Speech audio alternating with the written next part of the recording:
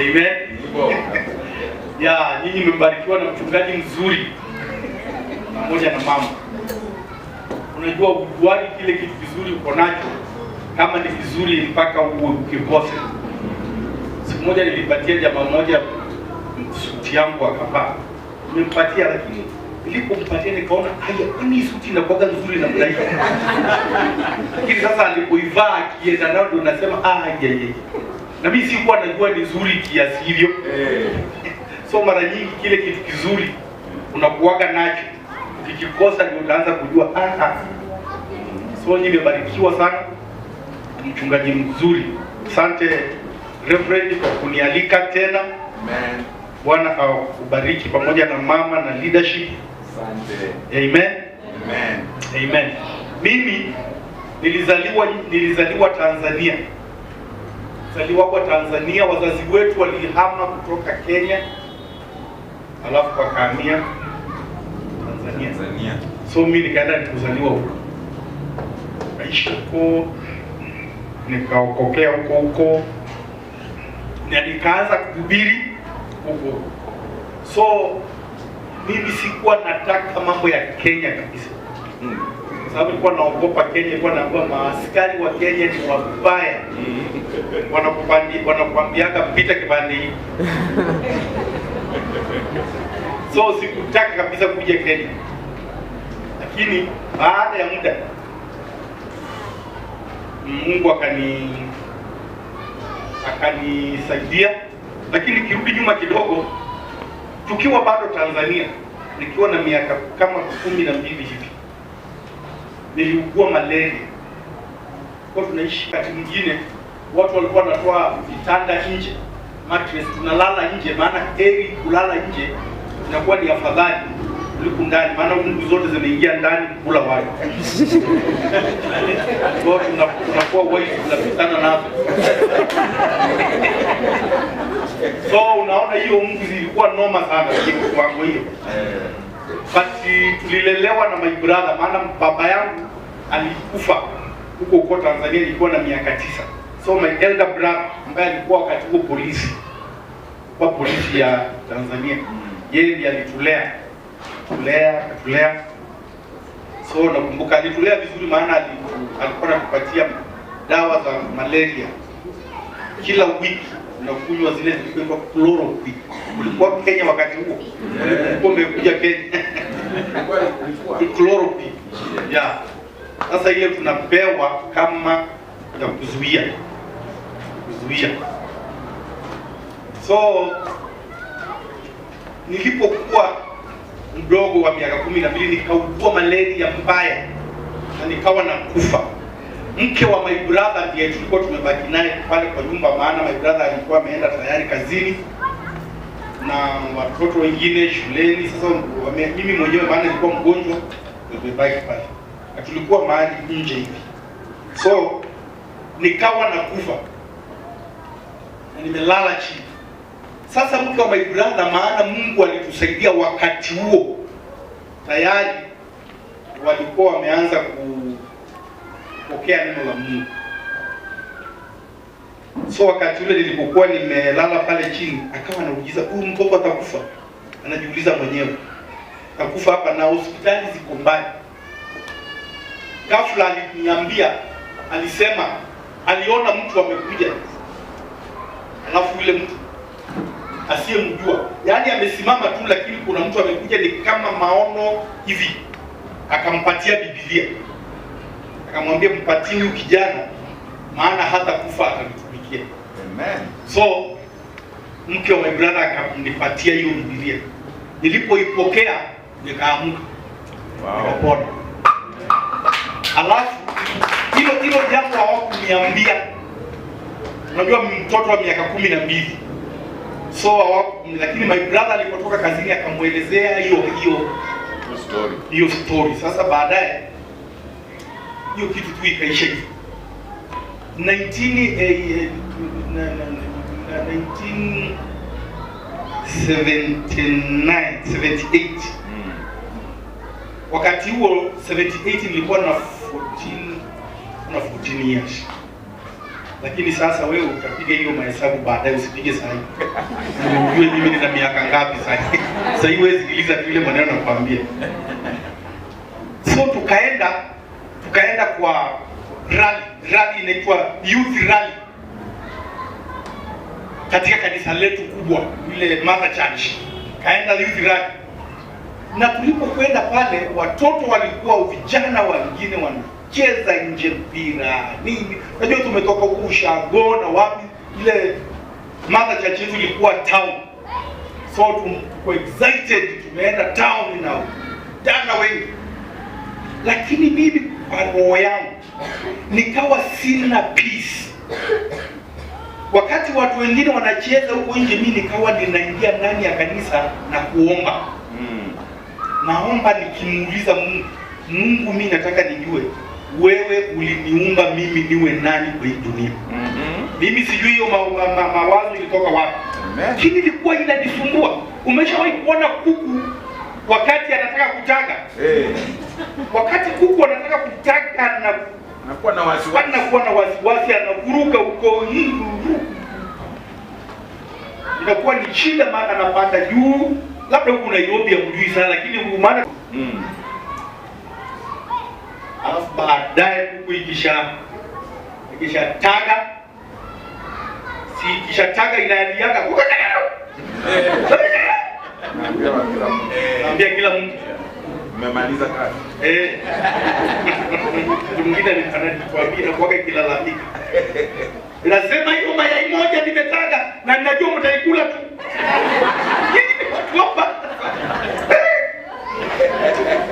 So nilikuwa nahangaika kama kuku anataka kutaga. Nilikuwa namwambia Mungu, naomba uniambie mimi uliniumba kwa hii dunia niwe nini? Hiyo ikawa inanisumbua. Na mhubiri aliposimama, na mkutano ulikuwa unaanza jioni kama saa 1 hapo saa 2. Aliposoma neno, lile neno alisoma likawa kama rema. Rema ni ile neno lililonenwa ambalo unajua Mungu amenena na wewe direct. Ni lako. Sasa nikajua hiyo jioni kwamba Mungu ameniita niwe mhubiri. Amen. Nikiwa na 14 years, na nakumbuka nilikuwa standard 7. No, nilikuwa standard 6. Ndio Mungu aliniita niwe. Na ikawa nilikuwa na tabia tu niko nazo wakati tuko break shuleni, standard 5, standard 6 hiyo. Tulikuwa tunatoka wengi, tukienda kama saa 4 tunaenda kujisaidia toilet, maana shule ilikuwa na watoto wengi. So toilet zetu zilikuwa ndogo, so tunapanga laini. Sasa mimi nikiingia pale nilikuwa nina agenda mbili. Aidha wakati mwingine kujisaidia, lakini sana ilikuwa natafuta wakati wa maombi. So unakuta tunaongozana na watoto wengine, lakini mimi nikiingia ndani natafuta mahali kwa kona ya mbao, mahali napiga magoti, naomba kidogo. Tunasiombi na sauti, maana watoto si watasikia huyu. Naomba pole kama dakika 2 ili pia ninapima ile saa ule muda wa kujisaidia. Tunaelewana? Ndio nisiombe masaa yote ni mulango ivunjwe. Wewe kuna mtu hapa ambaye hataki kutoka. So napima dakika 2 3 hivi naomba. So hiyo ikawa inanisaidia. So hiyo wakati nilipojua mimi ni mhubiri na 79 nikamaliza standard. Tanzania kwa tunamaliza shule kwa standard 7 ndio umemaliza. Unaanza kutembea juu ya maji, wakati wewe tembea mahali So 79 nilipomaliza shule nikawa nje 81. Pasa wangu akaniambia, mimi naona ni kama kuna hali ya kufikiri, kama unaweza kumtumikia Mungu, nataka nikupeleke shule ya Biblia. Akanituma Bible School 1981. Nilienda nikiwa na 17 years. Amen. Na nikakuletea picha yangu mchungaji, nikakuletea, nitakuonyesha siku moja. Kati ya wale wanafunzi tukiwa shule ya Biblia. nikwambie utanitafuta unikose. Lakini nitakuonyesha tu niko hapa. Amen. So nikawa Bible school kumaliza 82, nikaanza kuhubiri 1982 chini ya mchungaji wangu. Amen. Na baadaye Mungu akanizungumzia nije Kenya. Kuna ule wakati Kenya kulikuwa na coup. Ilikuwa 82 mwezi wa 8. Tulikuwa na conference kubwa ya makanisa yetu tena pale 78. Ikawa pale na yule mhubiri alikuwa alihubiri akatwambia, kesho nitafundisha jinsi ya kupokea kwa rahisi sana kutoka kwa Mungu. Kwa hivyo nawahakikishia kesho hakuna hitaji lolote ambalo halitajibiwa. Aliposema hivyo kulikuwa ndani yangu kunapigana mambo, maana mimi nimezoea kukaa Tanzania, my brother na my sisters wote wameolewa kule. Mama yangu tayari yeye alikuwa ameshakuja Kenya upande wa Kilimanjaro, mahali panaitwa Loitoktok upande wa Kilimanjaro, lakini mpakani tu. So nikawa ninauliza Mungu, mimi mama yangu ameshakwenda Kenya na nina miss mama. Ndio bado nimekaa bila kuwa na mama kwa muda mrefu. Na mimi Mungu nauliza, kwa sababu nimeshaenda Bible school sasa na nimeanza kuhubiri. Nataka nijue nikutumikie Tanzania moja kwa moja ama niende Kenya kwa wazazi, niende nimfuate mama Kenya nikakutumikie huko. Maana tayari nimeshajua mimi ni mhubiri. Sasa swali langu lilikuwa location, yani mahali niwe Tanzania ama niwe Kenya. Sasa hilo lilikuwa mimi hitaji langu. Yule mhubiri aliposema hivyo nikajua kesho Mungu utaniambia kama either Kenya ama Tanzania. So hiyo kesho yake ikafika, mhubiri akahubiri. Nakumbuka alikuwa anaitwa Aaron Mabondo. Huyu mtu Mungu alikuwa anamtumia sana. Na mimi nashangaa mchungaji, kwa sababu huyu mzee hakuwa full time kama pastor, lakini alikuwa anafanya na serikali ya Tanzania. But alikuwa tu mzee wa kanisa, lakini alikuwa mhubiri but akifanya kazi na serikali ya Tanzania. Lakini Mungu alimtumia kwa njia kubwa. Amen. Akasema sasa ni saa, nilisema leo hiyo siku kila hitaji lilijibiwa. Kwa hivyo wenye mahitaji Njombe. Aliposema hivyo nilikuwa kwanza kati ya wale walikimbia. Tulikimbia kikundi kaenda pale mbele. Nakumbuka ilikuwa ni kwa hema, imewekwa tent pale nje ya kanisa. So nilipofika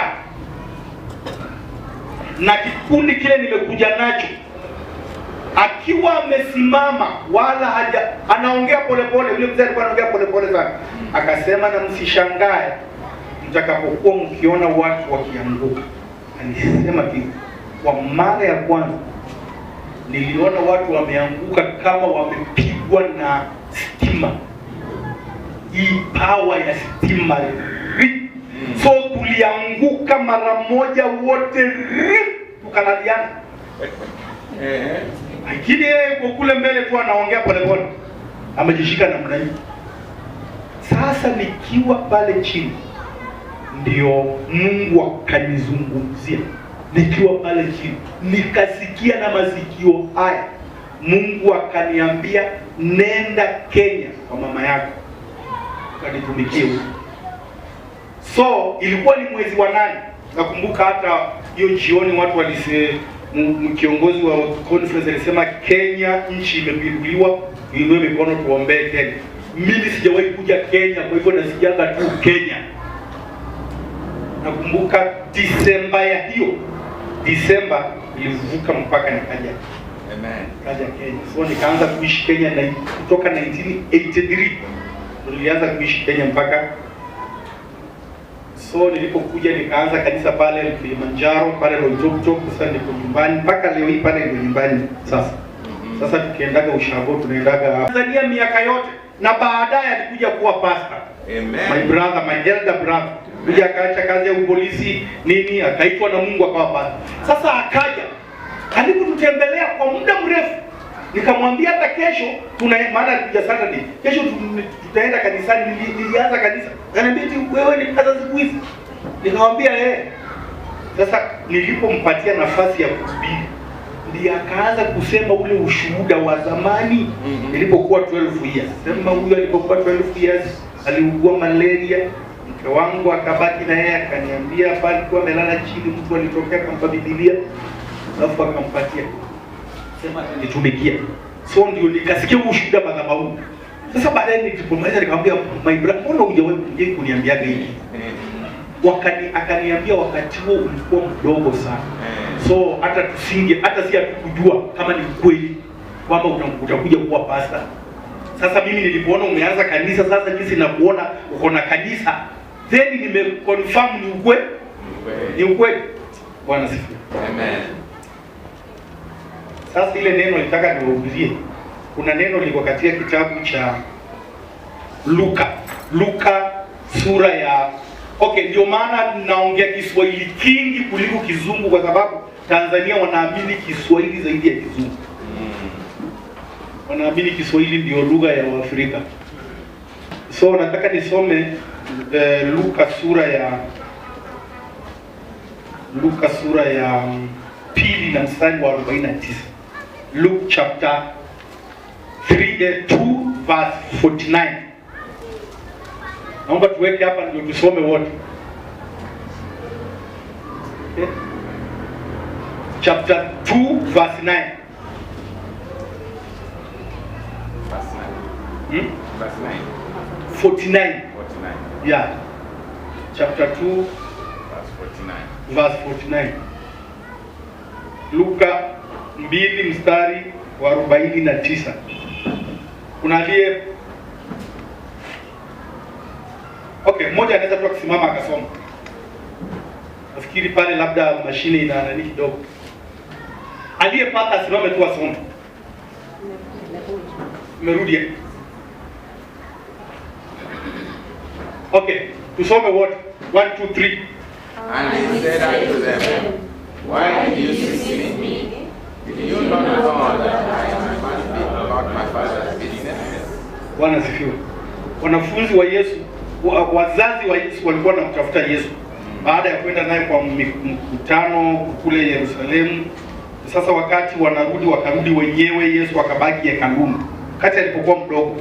Sasa walibidi warudi wakimtafuta. Baadaye akakutwa kule hekaluni anaongea na wazee akiwapatia maneno ya Mungu. Bwana sifiwe. Sasa baadaye wakamwambia, wewe tunakutafuta na baba yako tumekutafuta sana. Mama anamwambia, Yesu akawaambia wazazi wake kwamba nyinyi hamkujua kwamba ilinipasa kuwa katika nyumba ya baba yangu. Kiswahili inasema nyumba ya baba yangu, lakini Kizungu naona nimeweka vizuri, my father's business.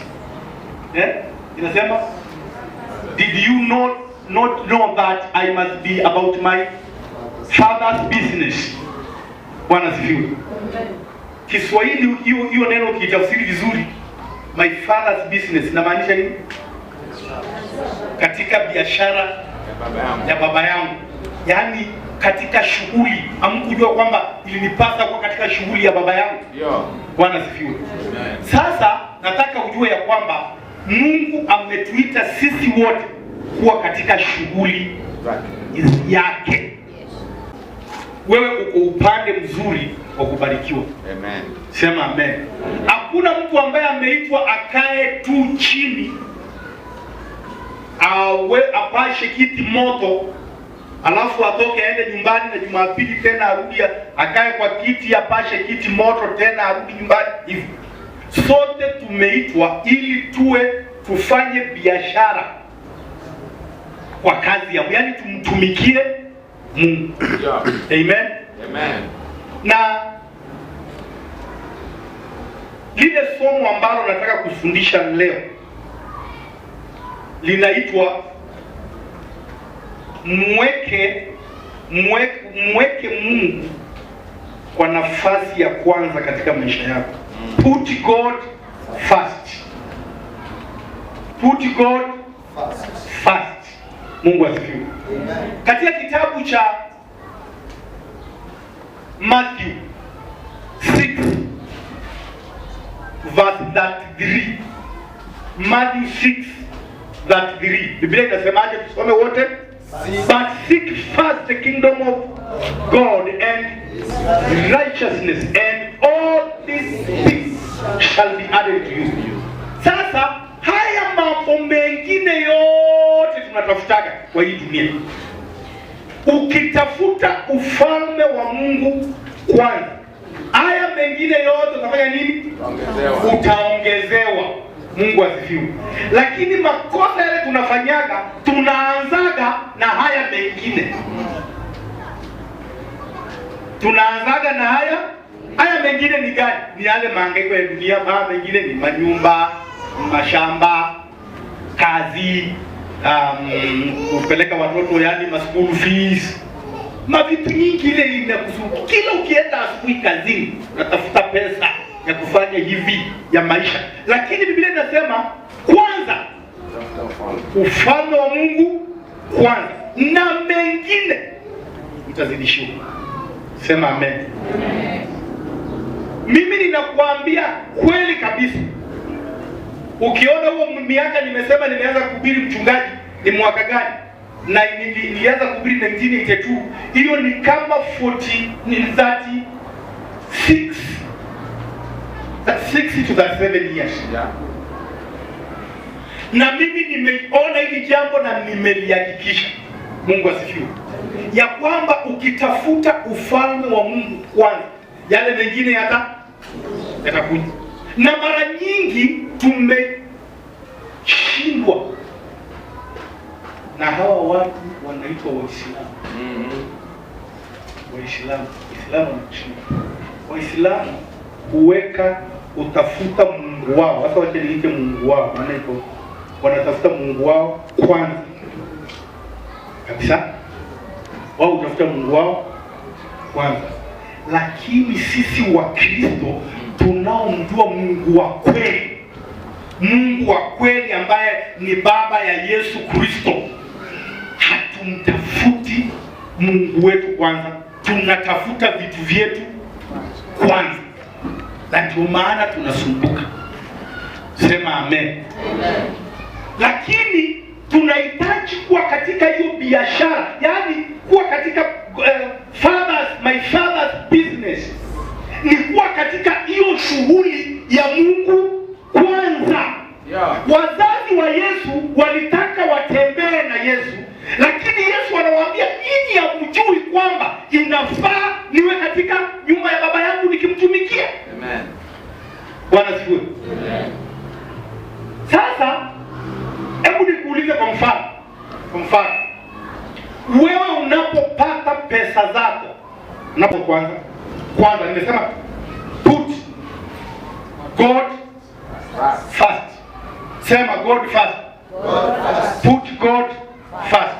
Rudie wote. Sema na nguvu. Unapopata pesa zako mkononi hivi, kwanza unafanya nini? Na ile first ya kwanza unajua unafanya nini? Unalipa nyumba. Ya pili nalipa madeni. Ile madeni si ni mwisho wa mwezi nimelipwa. Yale madeni nimekopa kwa duka. Nalipa. Nini. Kama nikamwelevo ile merry-go-round fulani niliruka, nalipa hiyo. Sasa mwisho inabaki pesa ambayo unakuta hata tai ulishakula. Yeah. Unasema yeye Mungu tu atanielewa, wacha nitajaribu nisimame. Si hivyo? Sasa shida inafanya nini? Inaendelea, inabaki. Ukipata tena ile, kwa sababu gani? Sasa unakuta ni mzunguko tu, ni mzunguko. Kwa sababu ulikataa kumpatia Mungu kwanza. Unaelewana kanisa? Yes. Kwa hivyo kitu cha muhimu, ukishapata pesa yako kwa njia yote, lipa tithe ya Mungu kwanza. Yaani hata kama ni kule futa, yaani umeshalipa, hata kama ni huko mjini umeshatoa pesa yako. Yes. Kwa baki chukua 10%, weka kando, put aside. Yes. Weka kando, sema hii ndio tithe. Weka hapo. Ukijua next siku inayofuata kanisani ama hiyo jioni unapeleka wapi? Kanisani ama Jumapili, hiyo tayari umeweka kando. Then anza kutumia hizi pesa zingine, lipa sasa nyumba, lipa madeni yako, kwa sababu hii umempatia Mungu kwanza ili aweze kubariki hii iliyobaki ili iweze kukusaidia. Amen. Amen. Na hii tunaipeana kwa ile hali ya kuangalia mambo ya fast food.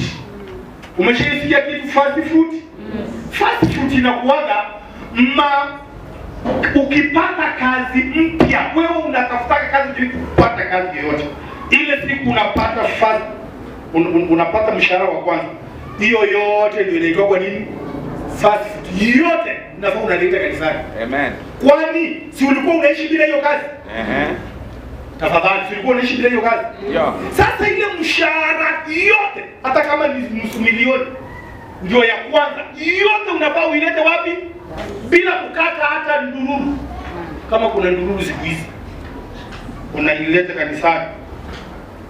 Sasa ule mshahara wa pili ndio unaanza kutoa tithe and offering. Tithe and offering. Mungu asifiwe sana. Amen. Alafu ukiongezwa mshahara, ile umeongezwa ya juu, hiyo yote ni fast food. Unaleta tena wapi?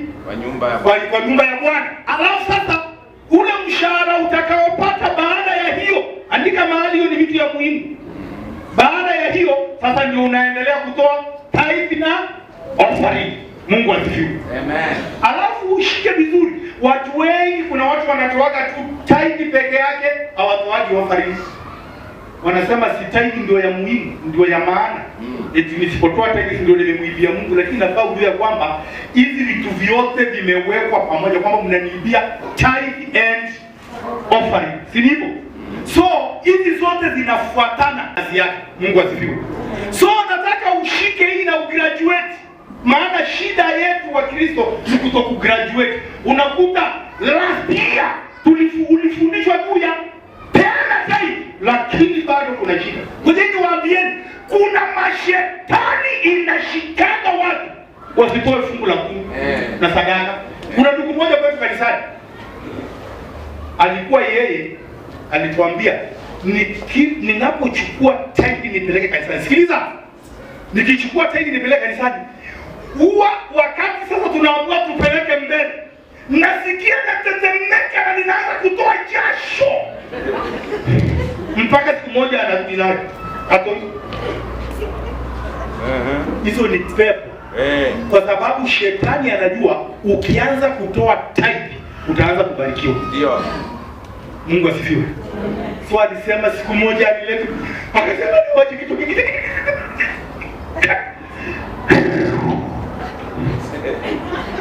Na tangu siku hiyo akakombolewa. Amen.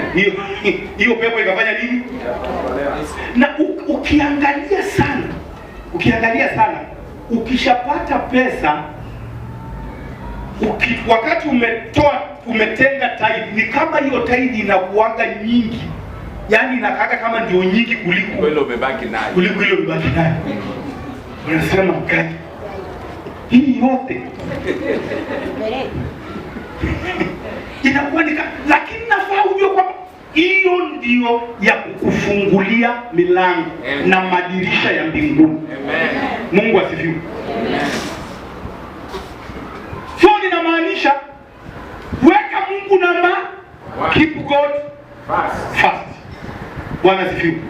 Hebu nikuulize mama, unajua ngoja nikuambie wapendwa, kuna maneno inasemekanaga mtu anabebwagwa jinsi amejiweka. Ndio. Kuna neno linakwendaga hivyo? Yaani mtu anabebwagwa jinsi jinsi umejiweka, watu watakuweka hivyo. Ndio. Ukijiweka mtu madharau tu, wewe na watu watakuwa tu wanakupatia madharau. Maana unakaa madharau. tu wanakuchukulia tu hivyo, lakini ukijiheshimu na ujiweke sawa, watu watakuheshimu na watakuchukulia jinsi umejiweka. Sema amen. Hivyo Mungu, sikia sasa hapa, sikia vizuri. Hivyo Mungu anakuchukuaga wewe jinsi mahali na wewe umemweka. Unaona mahali umemweka Mungu, naye anakuchukuaga namna gani? Hivyo wacheni niwaambie, hakuna kuhurumiwa. Jinsi tu umemweka Mungu, naye anakuwekaga hivyo. Ukimweka Mungu na akijua wewe unamwekaga namba moja katika mambo yako, na yeye atakuwa anakuweka namba moja katika mambo yake. Wewe unamkoni Mungu hapa, unamfinya Mungu pande hii, alafu sasa unamwambia Mungu niko na mahitaji, Mungu niko shida zangu, Mungu nisaidie. Hakuna, anakuambia wewe mkora, ninajua mahali unanifinyaga. Sasa unajifanya unanipenda wapi? Hakuna. Mungu anajua mahali umemweka. Maana imeandikwa msidanganyike. Chochote mtu apandacho ndicho atakachovuna. Sasa wewe kwa nini unapanda ujanja kwa Mungu alafu unataka akuvune uzuri? Mungu anaangalia. Ndio imeandikwa msifanye nini? Msidanganyike. Mahali umemweka Mungu, Mungu anajuaga umwekaji namba moja na ile mpaka 10 mpaka 100 huko. Na yeye na wewe wakati wa mahitaji unakuja naye anasema pale unaniwekaga, mweke namba 100. Mungu asifiwe. Mwambie mwenzako, mgushe mwenzako, mwambie weka Mungu kwanza.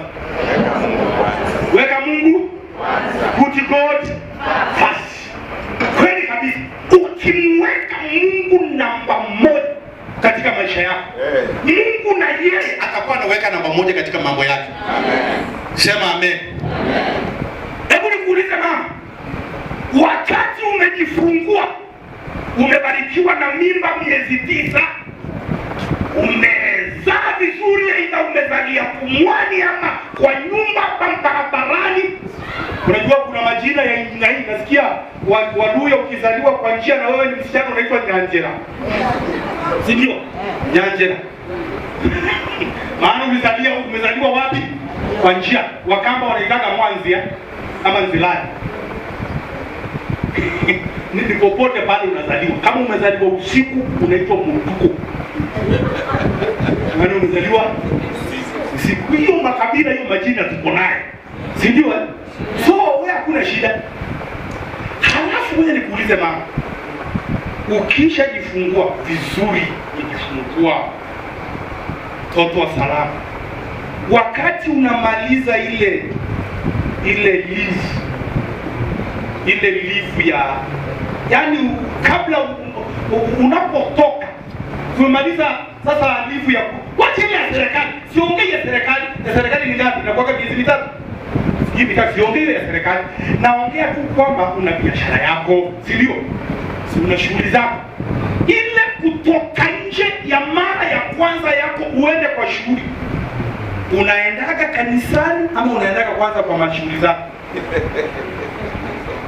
Mara nyingi mimi nimepata kwa miaka mingi, unakuta huyu mama alitoka ameenda biashara zake hivyo, lakini kanisani bado hajarudi. Mungu akiwa mbinguni anakuangalia, anasema huyu nimemsaidia miezi 9, akazaa vizuri, mtoto mzuri na anafurahi, lakini ile kutoka yake ya kwanza hakwenda kwa nyumba yangu kunishukuru na kunitolea sadaka jinsi ambavyo nimemsaidia, lakini ameheshimu kazi yake, ameenda kufungua biashara na ananionyesha mtoto huko akiuza mandazi na chochote ako pale, lakini kanisani anasema mimi nilizaa riswa. Mungu akiwa mbinguni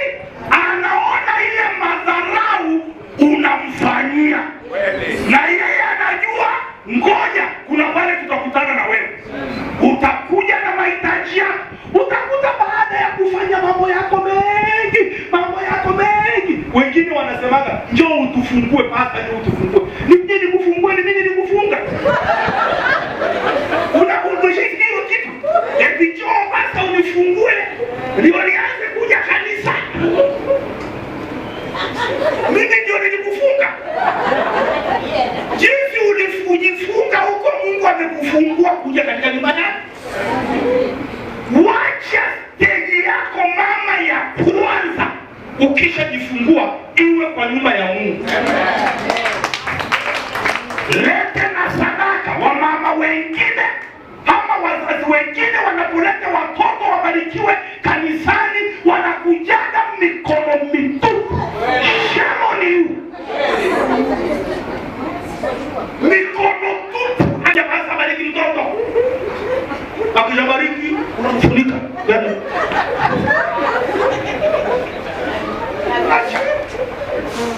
Acha hiyo maneno. Lete sadaka ya maana ambayo inatoshana na uzito wa mtoto. Amen. Amen. Ili Mungu aone heshima yako pamoja na maisha yako na ya mtoto. Aone ni watoto wa mama wangapi huwa wanakufa wakijifungua pamoja na watoto wote wanakufa. Unashindwa kutafuta sadaka ya maana kuleta katika nyumba ya Bwana ya kumshukuru Mungu. Hii ninapoongea na wamama, wazee si ndio mnaopatianaga hawa watoto? Si upatie mama mkuje pamoja mulete sadaka ya maana kwa nyumba ya Mungu. Yeah. Mungu asifiwe. Amen. Stage ya kwanza, wacha iwe kanisani. Yo.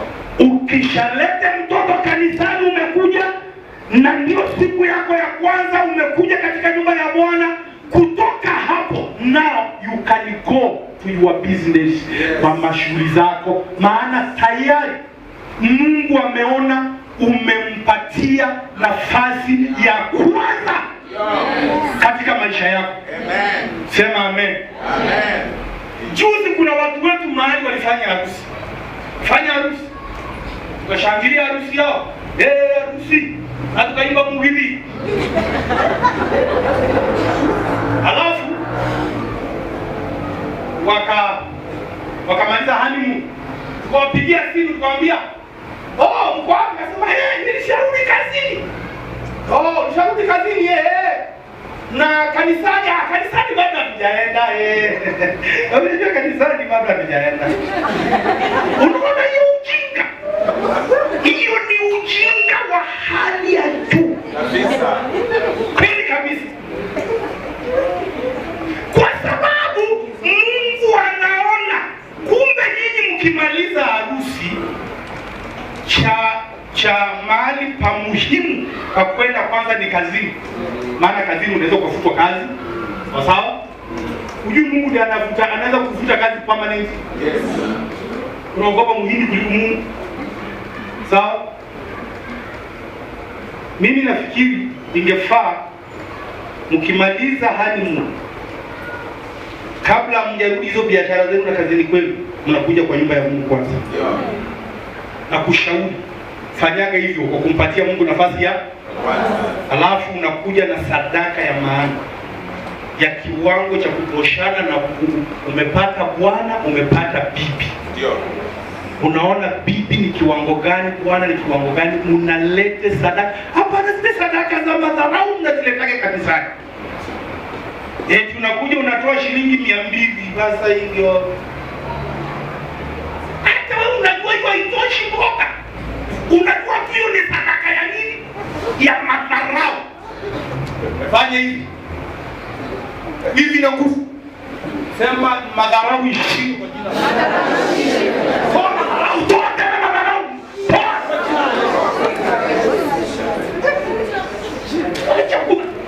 Kwa nini rafiki yako wa maana ukimwambia congratulations mahali amepata jambo unampatia kitu, unampatia hiyo 100 na 50 umeikunja imekazilika kama lakini unapoleta katika nyumba ya Mungu imekunja. Sema ni kama unasema na Mungu ametusumbua. Chukua hiyo.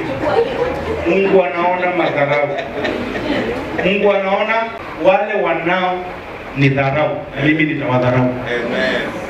Imeandikwa kabisa. Mungu asifiwe. Amen. Na unajua Biblia inasema msidanganyike.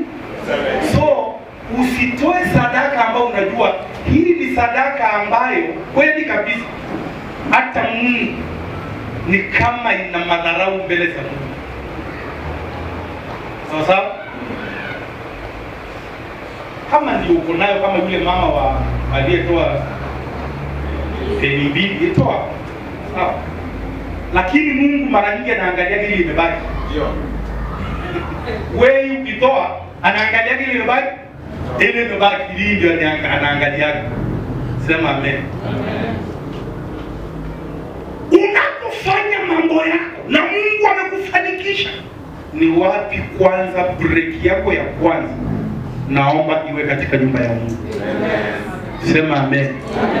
Na mimi nakwambia kweli Mungu tu atakuwa anakubariki. Kwa sababu umempatia Mungu nafasi ya kwanza. Umempatia Mungu nafasi ya kwanza. Amen. Wakristo, naomba ya kwamba tujue jambo hili. Kwa sababu Mungu akiwa mbinguni anaonaka. Mama mmoja kule kanisani kwetu siku nyingine, maana unajua tu mama Mungu. Alikaa masaa ibada ikaendelea na akaona ni kama masaa ya merry go round. Na hizo merry go round mnakutanaga Jumapili. Wacheni hiyo madharau. Jumapili ni siku ya kumwabudu Mungu. Wacha kuweka vitu vingi. Merry go round wekeni usiku. Wakati ambapo mkutana. Wacha mchana wa mchana wa kumwabudu Mungu. Hapo ndio maana mahali wa Sabato wametushindia. Hata ingawa mambo mengine wamepotea. Wa Sabato, Jumamosi ni siku ya kuabudu. Siku ya kuabudu. Sitaki niongee hivyo ndio uende Sabato, hiyo ni cult. Utapotea. Lakini kwa siku wako sawa. Kwa nini sisi tunajua Mungu wa kweli? Tusiheshimu hata nini. Nani ya ngapi nasema?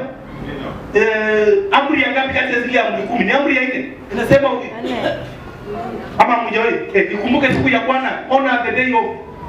Ikumbuke siku ya Bwana uheshimu. Ni amri ya ngapi hiyo? Tutasoma baadaye. Amri 10 za Mungu. Moja inasema, labda ya pili ama ya tatu, inasema ikumbuke siku ya Bwana uheshimu. Unakuta Monday tuko busy, hata tukija kanisani tunakuja kama matone ya mvua. Maana ni siku ya Monday, Wednesday, Tuesday ni ngumu, Wednesday tunajaribu, lakini shida Sunday ndio tunapataka nafasi kubwa, na bado tunakoni Mungu, bado tu tuna shughuli zetu. Tafadhali wacheni tumuheshimu Mungu, tumpatie nafasi ya kwanza ili na yeye awe anatupatia nafasi ya kwanza. Haleluya! Punga mkono wako, sema inawezekana. Sema inawezekana. Wacha nikwambie, Mungu hana shida ya kukubariki. Lakini tu anaangaliaga mahali umemwe. Si nimemwambia mtu anabebwa kwa jinsi amejiweka. Ndio. Si ndio? Watu tumebeba Mungu kama chokora. Unaona kachokora kakitoka kachokora kukaja hapa mbele. Chokora. Aje kaya. Sema mnipatie, mimi niko na shida. Nataka mnipe kitu. Kaangalia, wacha umpatie. Zile mapeni zimebaki huko. Maana akili yako inakwambia tu anaenda kukuliwa gani? Anaenda kukuliwa gani? Sawa? So unampatia hiyo. Zime simu kama mimi nilikuwa sijazima. Maana pia ni kitu ya kutomheshimu Mungu pia. Si ndio? Hii baadhi hizo vitu vya kumheshimu Mungu.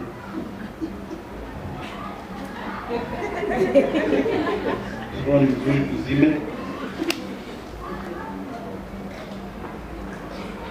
Sasa kachokora badile mapeni zimebaki, lakini askofu mkate imebaki, lete matoleo ya chokora. Lakini askofu wetu akija hapa, twende tukabariki askofu wetu. Utamletee ile mkate ilibaki jana. Utamletee na aseme na hiyo pesa mnanipa, iangalia na macho. Nione. Mungu najua anaangaliaga na macho. Unaona hata jinsi tunafundikaga hivi tunakuja hivi. Macho ya Mungu yanaangaliaga direct, yani hayana pasi. Yanaona kila kinga. Kwa hivyo ni yeye tu wapi. Naonaga hivi. So, utaletea bishop wetu pesa mzuri. Maana ni mtu amejiweka kwa heshima zake, ama tusiende mbali. Tuweze mtu mchungaji wetu hapa. Mchungaji wetu amekuja hapa mbele na mama. Tuletee mchungaji na mama sadaka zetu. Na zote zile zimenyoroshwa hivi. Watalete sadaka mzuri. Lakini kachokora hapa. Sasa hivyo ndivyo tunafanyaga Mungu. Mungu tunamweka ni kama kanani? Chokora. Umemweka Mungu namba ngapi? Hebu muulize mwenzako. Umemweka Mungu namba ngapi? Mungu asifiwe.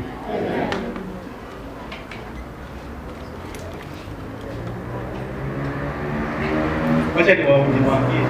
Biblia inasema haki yetu isikushinda ya Mafarisayo, isikushinda Mafarisayo na waandishi wa habari. Hatuna kitu chochote. Siku moja mimi nilikwenda kwa mkutano wa siasa, ulikuwa mkutano wa mbunge wetu wa MP, alikuwa amekuja sehemu ya kwetu kule nyumbani. Huo mkutano wake ulikuwa unalindwa na polisi. Na tulikuwa tunafanyia kwa uwanja wa msikiti. Uwanja wa msikiti. Kando tu msikiti pale, uwanja wa msikiti hapo. Na ikasemekana hakuna mtu kutoka mpaka MP amalize kuongea, na umelindwa na polisi. Alafu saa 7 ikafika. Yule mtu anapiga kile king'ora huko kwa msikiti akasema alhamdulillah barabara. Aliposema hivyo, nikaona mzee mmoja Muislamu akaanza kuangalia kamera. Mimi nikawa tunamcheki. Alafu akaanza kutoka pole. Mimi namcheki. Sasa mimi nimeacha, nikawa na concentrate na yeye. Nikaona ndiye huyo akazunguka mimi namwangalia tu. Akipofika mahali ni kama ataonekana, akapiga magoti, akaanza kutembea kama ng'ombe. Magoti na mikono, mchungaji. Akatembea kama ng'ombe, nikaona ndiye huyo mpaka akaingia kwa msikiti.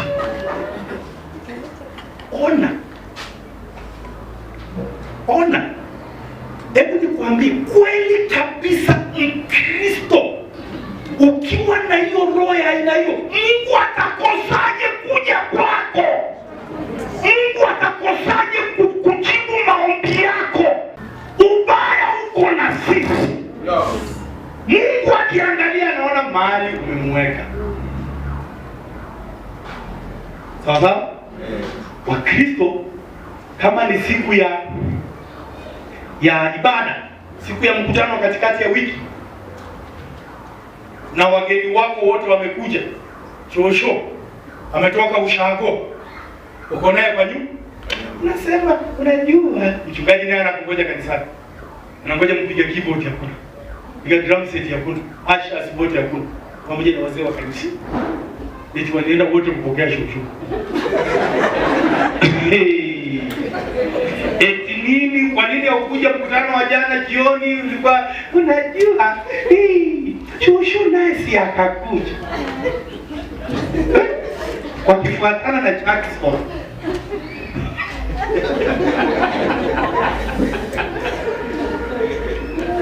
Sasa ningefanyaje? Ningeenda kumchukua. Sasa unaanza kuweka hiyo eti ni kitu ya maana. Hakuna kitu ya maana. Wewe unamdanganya Mungu, Mungu adanganyiki, anaona madharau. Yes. Wewe na wewe una mahitaji, tutakutana. Utajua mimi Mungu na wewe nani aliumba mwingine. Mungu asifiwe. Mwambie mwenzako no excuse. Patie high five, mwambie no excuse. Sukuma yeye, sukuma, mwambie no excuse. Wachana na excuse. Excuse umepiga excuse mpaka sasa, ndio maana uko vile vile kama last year. Excuse. Ilikuwa. Unakumbuka wale watu ambao yule mkuu wa meza aliwaita, alitengeneza banquet, alafu akawaambia ndeni mkaseme fulani. Yule aliyekwenda kaandika kwanza sema, mimi nilinunua ng'ombe mpya, nilikuwa nazifanyia practice, kwa hivyo sitaweza kuja. Mwingine, na mimi nilioa jana, nimeenda hadi mwingine, na mimi siwezi kwa sababu ya hii na hii. Kila mtu akatoa excuse. Wacha niwaambie, mara nyingi zile baraka ambazo Mungu ametupatia ndizo zinakuwa kizuizi cha wewe kumwabudu Mungu. Ndicho zinakuwa kizuizi cha wewe kutokumpatia Mungu nafasi ya kwanza. Na mimi ninafikiria jinsi Mungu amekubariki, na akikubariki zaidi ndivyo inafaa umpende zaidi na umkaribie zaidi na uende vipindi vya kanisani zaidi na uende masaa ya kanisani na ya maombi uongeze zaidi, ndio na yeye aendelea kukubariki zaidi.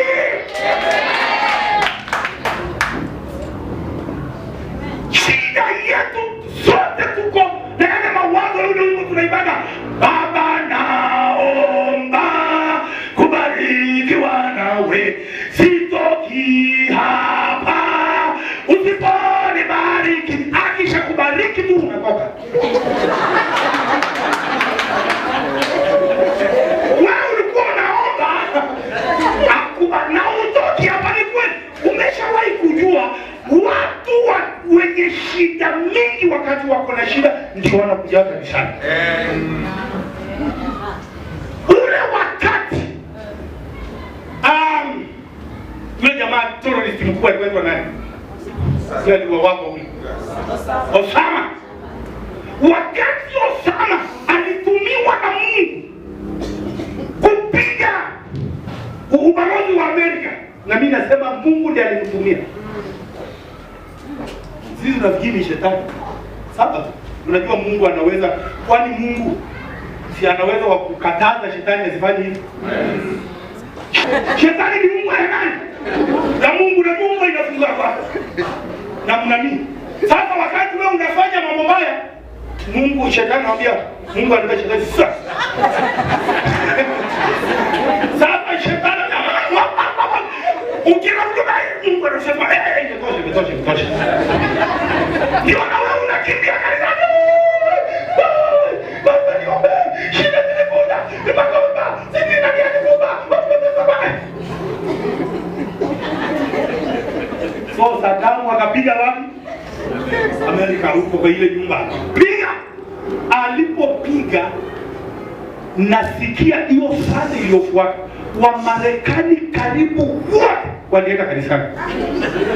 Wote wanasema dunia nzima tuombeni.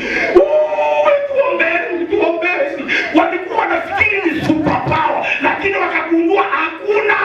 Mungu asipoulinda mji, anaolinda wanafanya kazi bure. Mungu asipoujenga mji, wanaoujenga wanafanya kazi bure. Hiyo ndio siku waligundua sio super power, lakini wakajua kuna super power ambaye ni Mungu. Wote wakaenda kanisani. Sasa mara nyingi watu huja kanisani maana kuna kitu imestop mahali kwa maisha, kwa family, kuna kitu, kuna shida imetokea. Na waomba usingojeaje hizo vitu. Wacha kuabudu iwe ndio tabia yako. Wacha kumwabudu Mungu iwe kutoka ndani yako. Yaani wewe kuabudu sio kitu imekuja shida imekukimbiza huko, no. Ni tabia yako kufanya nini? Kuabudu. Sema amen. Amen. So wapendwa, kile kitu na waomba wekaga Mungu awe nafasi ya kwanza katika maisha yako. Sema amen.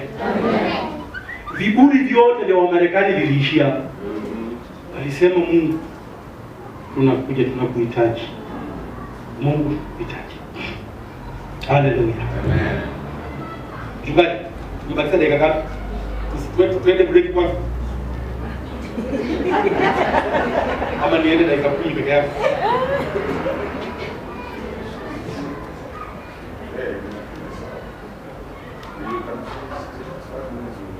Ndio turudi. Amen. Haleluya. Wakati maneno inawabariki. Amen.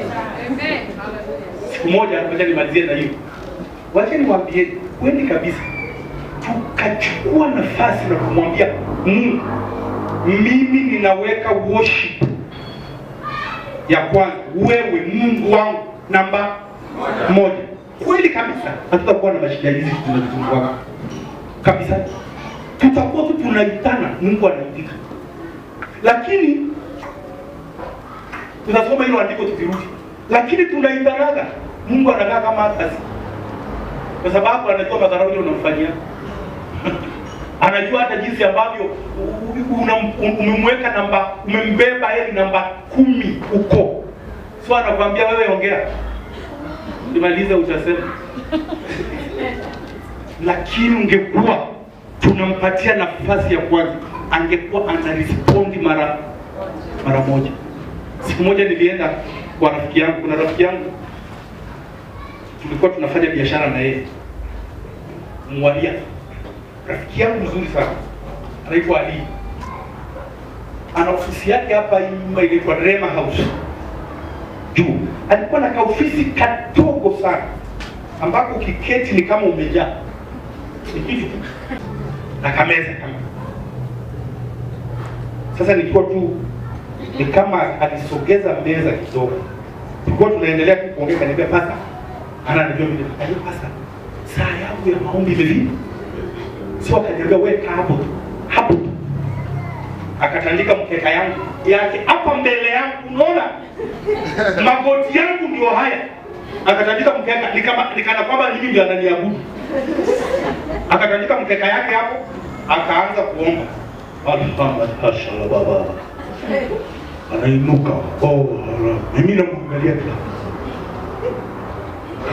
Hivi ombi. Ni yeye saa yake ameomba imefika. Kaomba, akamaliza, akainuka, akainama, akainuka. Yaani wale watu wanamheshimu huyo Mungu wao. Wanapiga magoti. Wanainama. Alipomaliza akakunja mkeka wake, akaniambia pasta, nao tuendelee na biashara zetu. Tumaliza. Wewe wakati wa watu wamekuja kwa biashara yako na saa ya kanisa imefika, wewe Mkristo unaweza kufunga Luka uende kwa maombi, mwambie watu no. Sasa tuonane after 1 hour. Unajua unasemaga nini? Unajua Mungu akikubariki sasa, hii ni kama kukatisha baraka za Bwana. Nitakwambia maneno mengine ya nguvu sana. Na mimi kweli kabisa nakwambia maneno na kuambia, ukifuata kweli kabisa Mungu atakuwa anakuitikia kila wakati utakapokuwa ukitaka. Sema amen.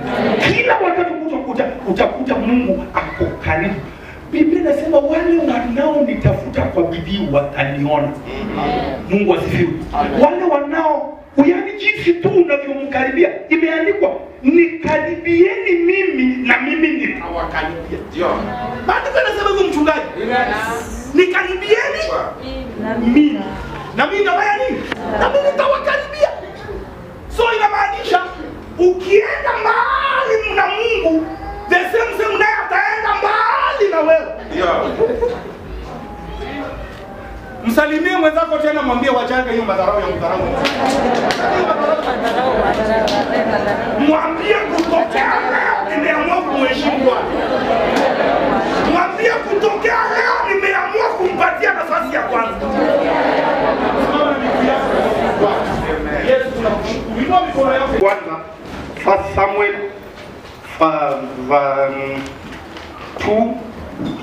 chapter 2 and verse 30, mstari wa 30. Samueli wa kwanza 2 kuanzia mstari wa 30.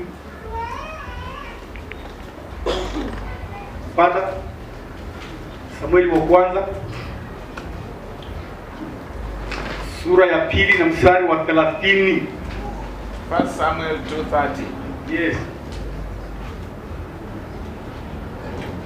Tumekosekana.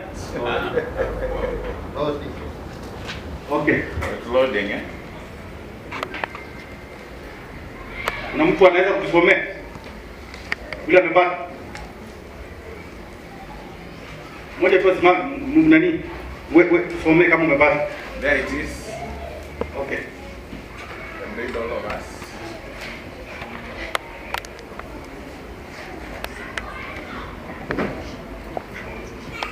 Hebu tuanze tusome wote 1 2 3. Therefore the Lord of Israel I said indeed that your house and the house of your father Yes. will be before me forever. but now the Lord says, Far be it from me. Yes. Those who honor me, Yes. honor. Those who despise me, Yes. I like the city. Si mumeona wale wanaonidharau mimi nitafanya nini? Na wale wanaoniheshimu Mungu asifiwe. Amen. Niliwaambia kanisani kwetu kuna mama alipoona ibada imechelewa sana na kuna merry-go-round, alitoka na kideti chake akatoka mara moja, mhubiri akiendelea kuhubiri na akatoka. Unajua mama jinsi wanatokaga pap, akachukua kideti chake na akafika pale kwa barabara, kwa mlango wa mahali Asha wako, akapatia Asha ile kagobore kadogo. Kuna kale kagobore kadogo akapatia Asha, akamwambia mimi nimeona saa imeisha, hiyo ni sadaka yangu.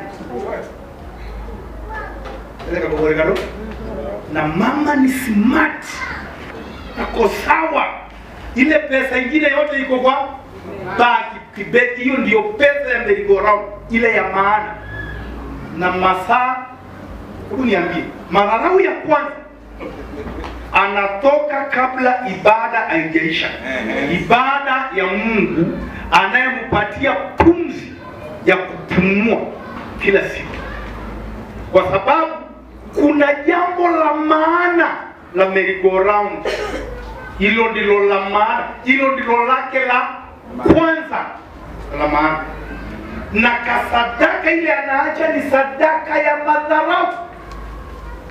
Kagobore, hata yeye angetoa ile gobore kubwa ni kale kadogo. nimeenda. Mimi nataka kuona hiyo madharau. Si unaona hiyo madharau? Lakini niwaambie kweli kabisa, kama tutamheshimu Mungu, si ile nimesema mimi, wale wanaoniheshimu, unajua Mungu hana shida, anasema wale wanaoniheshimu na mimi nitawaheshimu, na wale wanaonidharau na mimi nitawaonyesha madharau ni nini. Mungu ndiye anajua kudharau. Kama utamuonyesha madharau, wewe huwezi kudharau Mungu jinsi anaweza kudharau. Akikudharau utasafa hii dunia, utalia na kusiaga meno kabla ile siku nyingine. Maana wewe umejaribu kumwonyesha Mungu nini? Madharau. Wapendwa, tumheshimuni Mungu. Punga mkono, semeni asante Yesu. Sema Bwana, mimi nitakuheshimu.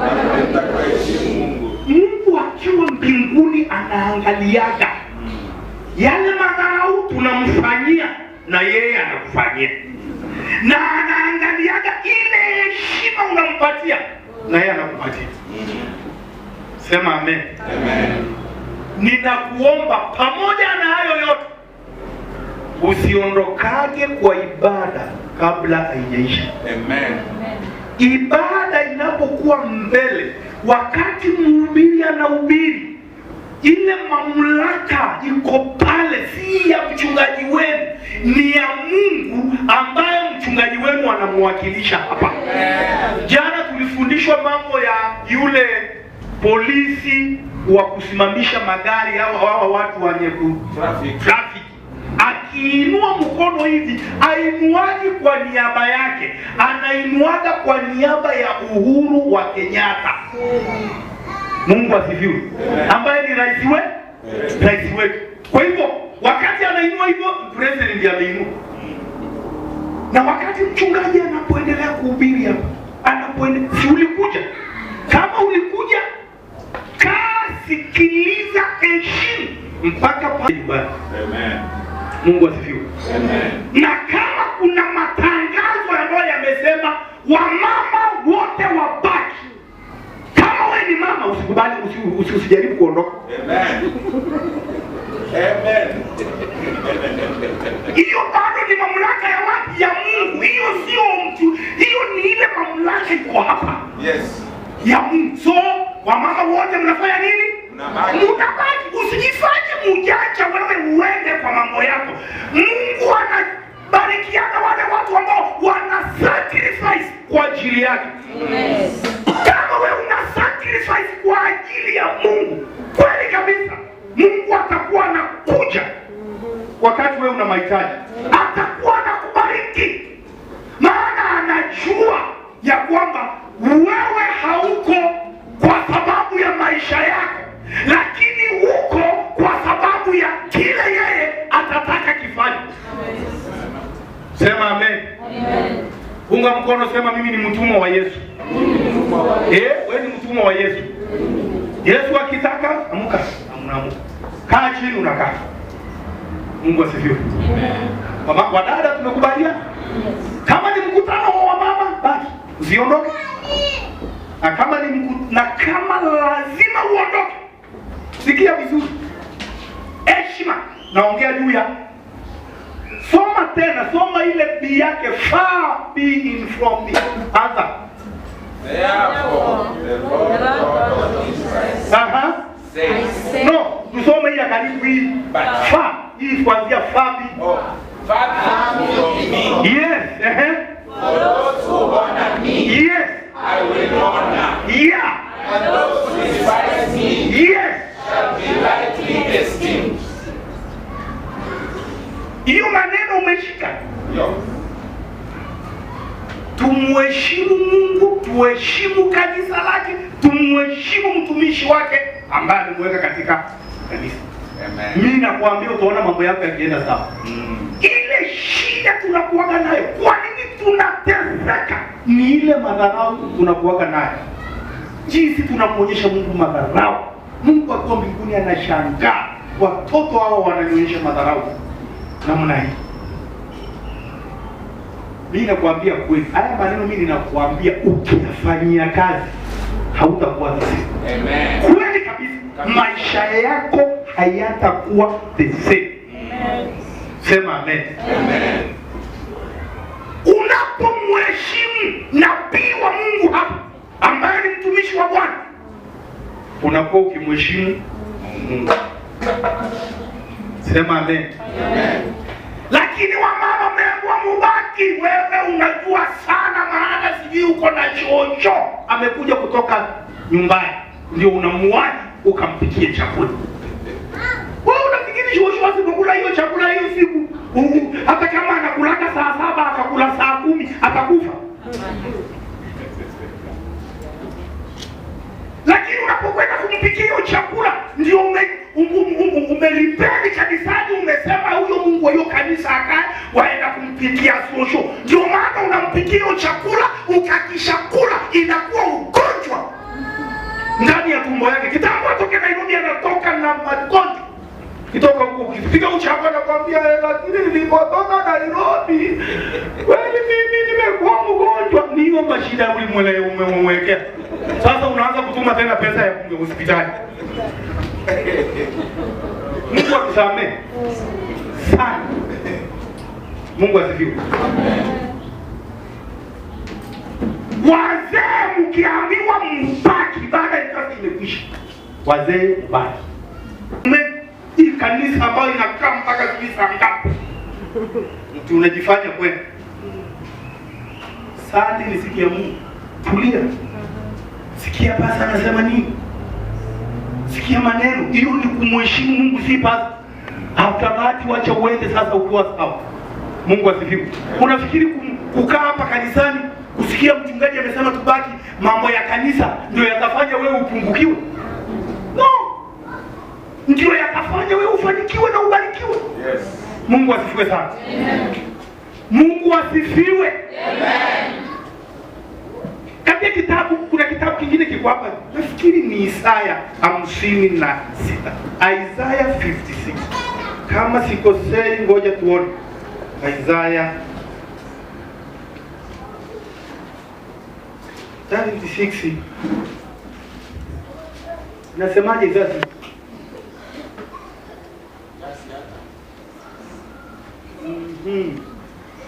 No.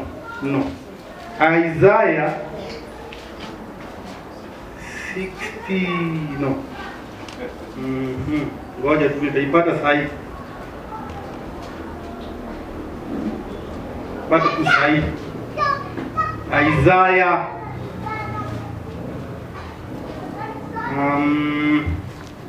50. Yes, 59. Isaiah 59. Isaiah 59. Tusome wote. Isaiah 59. One. Behold, the Lord's hand is not shortened that it cannot save, nor is ear heavy that it cannot hear. But your iniquities have separated you from your God, and your sins have hidden his face from you, so that he will not hear. But mkono wa Bwana sio mfupi hata usiokoa, lakini dhambi zenu na madharau yenu ndio yanafanyaga Mungu asifanye nini? Hata anafunga masikio yake hataki kusikia, maana anajua ile madharau wewe unamfanyaje. Mungu asifiwe. Hata watoto nyumbani, kuna watoto ambao kama baba, kuna yule mtoto kwa anasikiaga, yani baba huyu mtoto akimtuma tu yeye anaga malalamiko. Moyo wa baba unaelekeaga yule mtoto. Nakwambia ukweli. Moyo wa baba unaelekeaga nani? Yule mtoto. Lakini wale wengine wanaona mimi sizungumzi kwa busy kila wakati. Akisema hebu tuma kitu kidogo hapa, kuna shida bwana. Anasema baadaye huko hata anajaribu mshahara na wewe kila siku tu nimeanza baadaye. Kuna yule tu akisema hata kama hana pesa, dadi amesema, anaenda anakopa, anatuma, atabaki akilipa. Moyo wa baba unakuaga karibu na yule mtoto. Mungu asifiwe. Amen. Vivyo hivyo Mungu anaangalia madharau yale tunamfanyia, anaziba masikio yake, hataki kusikiliza. Kwa hivyo mimi wapendwa na waomba tumheshimu Mungu. Amen. Ili tu hata kuna maombi mengi unaombaga ambayo unakuta kwamba Mungu amekuwa amekujibu zamani, lakini anaangalia madharau. Sadaka ukipata pesa ya kwanza unafanya mambo yako, tithe ni baadaye na wakati imeshaisha. Hiyo si kitu ya muhimu sana. Hali mambo yako ya muhimu. Baada hivi nimeona watu wengi unakuta ibada ijaisha, watu wanatoka nje wanaenda. Yaani kanisani inakuwa ni kama soko. Unajua soko maliki nataka, lakini kanisani inakuwa unajua umekuja kwa nyumba ya Mungu, umekuja anda mamlaka ya Mungu. So unatulia na ujue pastor ana mamlaka aliyopewa na Mungu. Umeshaenda kwa mkutano, hata kama president yako ndani hiyo kanisa, pastor akisema tusimame wote, hata president Guru anasimama. Inueni mikono kwa Bwana. Sisi wote ndio mikono kwa Mungu. Kila mtu, hata president.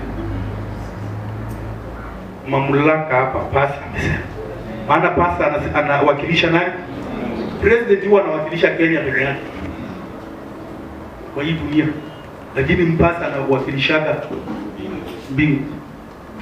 Sema amen. Sasa punga mkono wako, sema asante Yesu. Sema niko tayari Bwana kukuheshimu. Niko tayari Bwana kukuheshimu. Kwa jina la Yesu. Kwa jina la Yesu. Hilo ndilo ninasema wapendwa, tukimheshimu Mungu. Tumheshimu Mungu. Hata biashara zetu Mungu ataziheshimu. Yes. Siku moja niliambiwa mfano, kuna mchungaji mmoja alikwenda kutembea mahali, kutembelea rafiki yake Mkristo, na kando huyo alikuwa na duka, huyo Mkristo alikuwa na duka, na upande mwingine kuna duka la Muislamu. Zile vitu vinauzwa hapa na huyu Mkristo, zote ndizo huyu Muislamu anauza wapi? Hapa. Wanauza. Mara ile kengele ya Waislamu ilikuwa ndiyo ya saa 7 ikalia ya maombi, hiyo msikiti wao. Yule jamaa, yule Muislamu akafunga duka yake, akaenda kwa maombi usali, wana atarudi sana, na huyu yuko hapa na auza. Yule mchungaji yuko pale, akaongea uza. Yule jamaa alipotoka msikitini saa 8, alipofungua duka yake hivi, watu walipanga laini. Yule mchungaji akauliza yule Mkristo, "Kamza, hizi vitu unauza hapa ndio pia huyu jamaa anauza hapa?" Akamwambia, "Kabisa." Sawa? Akamuta, na tangu hilo ni saa 1, huyu jamaa alipoenda hiyo maombi yao, "Wewe umeuza nini?" Akasema, "Nimeuza mkate mmoja na maziwa." Hiyo lisalizi. Lakini huyu amerudi, amefungua duka hivi, watu wamepanga laini. Nataka mikate 2, nataka maziwa 10, nataka sukari, nataka. Jamaa yuko busy funga vitu. Mungu asifiwe. Wale wa jamaa wanajua kumheshimu Mungu wao ambaye atawaua baadaye na wachome na wamalize.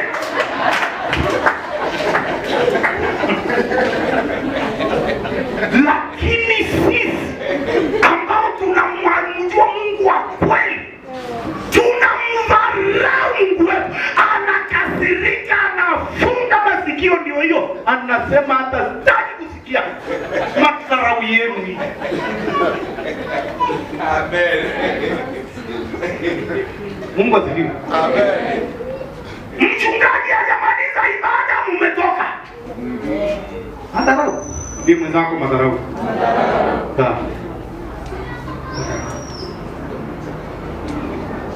Eti kwa sababu una shughuli ya muhimu kuliko ibada. Shughuli ya muhimu kuliko ibada. Mungu akusamehe. Ndio maana unaendaga hizo shughuli na hazifanikiwi. Ndio. Sababu umeacha ibada inaendelea.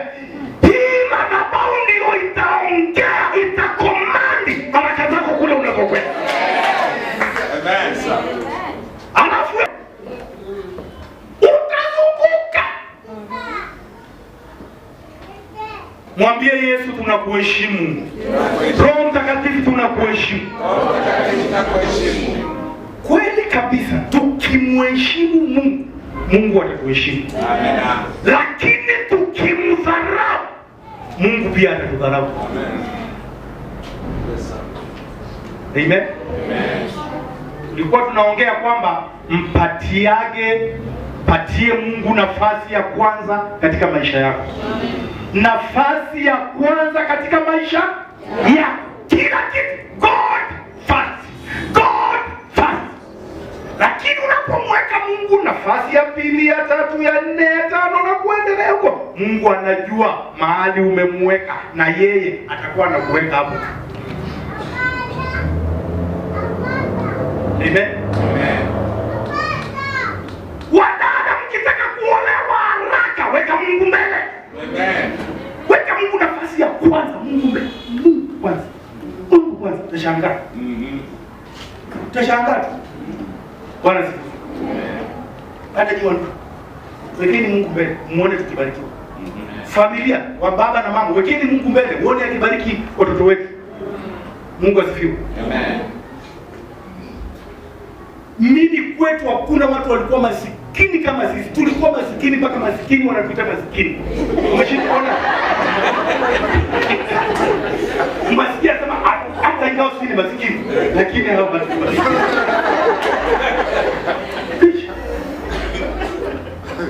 Na nikagundua siri. Waacha Mungu awe. Mungu asifiwe. Umesikia wale watu wanatolewa kwa mashimo, kwa vumbi. Kwa Mungu anawapandisha. Mimi ni mmoja wao. Mimi hata tukiwa shuleni, primary school, kichwa yangu ilikuwa ina ukoko. Ukoko ni ile kama kichwa ni kama iko na ugali. Yaani ile ukishapika ugali ile vitu inakuwa huko makoro. Makolio. Hata uso unaonekana. Hata watoto walikuwa wananiita fuko. Fuko ni ile panya kubwa inachibaga chini. F4. Hiyo ite kwa Kikwebu. Walikuwa wanasema fuko, maana nilikuwa nakaa fuko kitu kimetoka huko chini.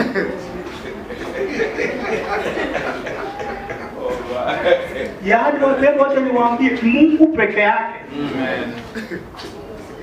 Si eti mama yangu alikuwa anapika chang'aa. Sasa mimi ninafuata nyuma na niambia twende. Nikiwa na 10 years. Twende mimi hivi tu nikakule. Karibu nilikuwa na miaka 8-9. Nikakule hiyo ile ilikuwa ile molasses. Unajua molasses ndio inapika chang'aa kama mtu. Sile inabaki mimi ndio nakula hiyo, yani nasikia si sukari. Siki naona mama anaenda porini msituni. Na hii madramu ni ya nini? Sasa mimi nashangaa, lakini ananiambia baba yangu alikuwa mlevi yule wa mwisho. Alikuwa anakunywa anabaki na festi peke yake. Alafu na mimi nilikuwa kadogo hivi ananishika mkono. Pande hii ameshika chupa ya chang'aa, na pande hii amenishika mkono. Anaenda akiambia watu msinichezee.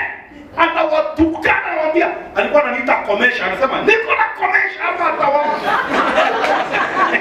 Hata wakomesha, lakini nashukuru Mungu baba alikuwa ananitabiria kwa ile njia nyingine. Mimi nikomesha mashetani katika jina la Yesu. Lakini haelewi kile anachoniita. Mwisho alikuja kukufia huko kwa majanga. Na tukaanza maisha ya taabu. Tulikuwa tunaishi manyumba, maana sasa tulibaki na mama. Tulikuwa tunaishi manyumba ya watu. Ile manyumba ya watu wamehama ya matope na manyasi juu ndio tunaenda tunaingia. Hii kikaribia unaenda. Hivyo. Lakini nilipojua nitaweka Mungu kwanza. Yes sir. Mungu alibadilisha familia yetu. Mungu asifiwe. Mungu alibadilisha familia yetu. Katika familia yetu yote, my son ndiye alikuwa mtu wa kwanza kuingia ndege akienda Japan. Katika familia yetu yote, na mimi nikawa wa pili. Mimi nikawa wa pili. Kutoka hapo nimeenda karibu, nimekanyaga nchi kama 16 za hii dunia. Amen. Nimemaliza passport 2 zile kubwa. Sasa niko na ya 3, miuri. Sasa niko na ya 3. Nayo inaelekea. Nilijua Mungu mbele. Wacha niwaambie mimi kile nafanyaga. Mimi kwa sababu nafundisha, wacha niruhusu niseme. Yes. Sababu nafundisha. Maana ninajua ukiweka Mungu mbele, kweli kabisa Mungu atakuweka mbele. Yes. Mimi sadaka yangu nilidecide sitatoa sadaka ya madharau. Mimi ninatoaka shilingi 1000 sadaka. Hiyo sio taifa, sadaka. Hiyo ndio maisha. Nime-aim nini sana. That is my. Lakini inasemekana u-aim sana ndio ukianguka uanguke kwa Mungu. Kwa mwezi. Sasa nikianguka kwa Mungu nimwambia Mungu, in case nikikosa hiyo ngiri moja nitakuwa natoa 500. Na kweli kabisa hivyo Mungu aliniweka hapo. Na hakikishaka kila Jumapili hata kama sina hiyo pesa, heri nikope nitoe kwa kikapu hapa, ni hakikisha ngiri imeingia hapo. Ama nilikosa kabisa 500. Na hata nikienda kuabudu kanisa ingine, sadaka yangu inakuwaga hiyo hiyo. Tithe yangu, maana ujui ni ngapi ile natoaga tithe yangu, ninaongezaga 3000 juu ya tithe yangu. Unajua ujui ni ngapi natoaga?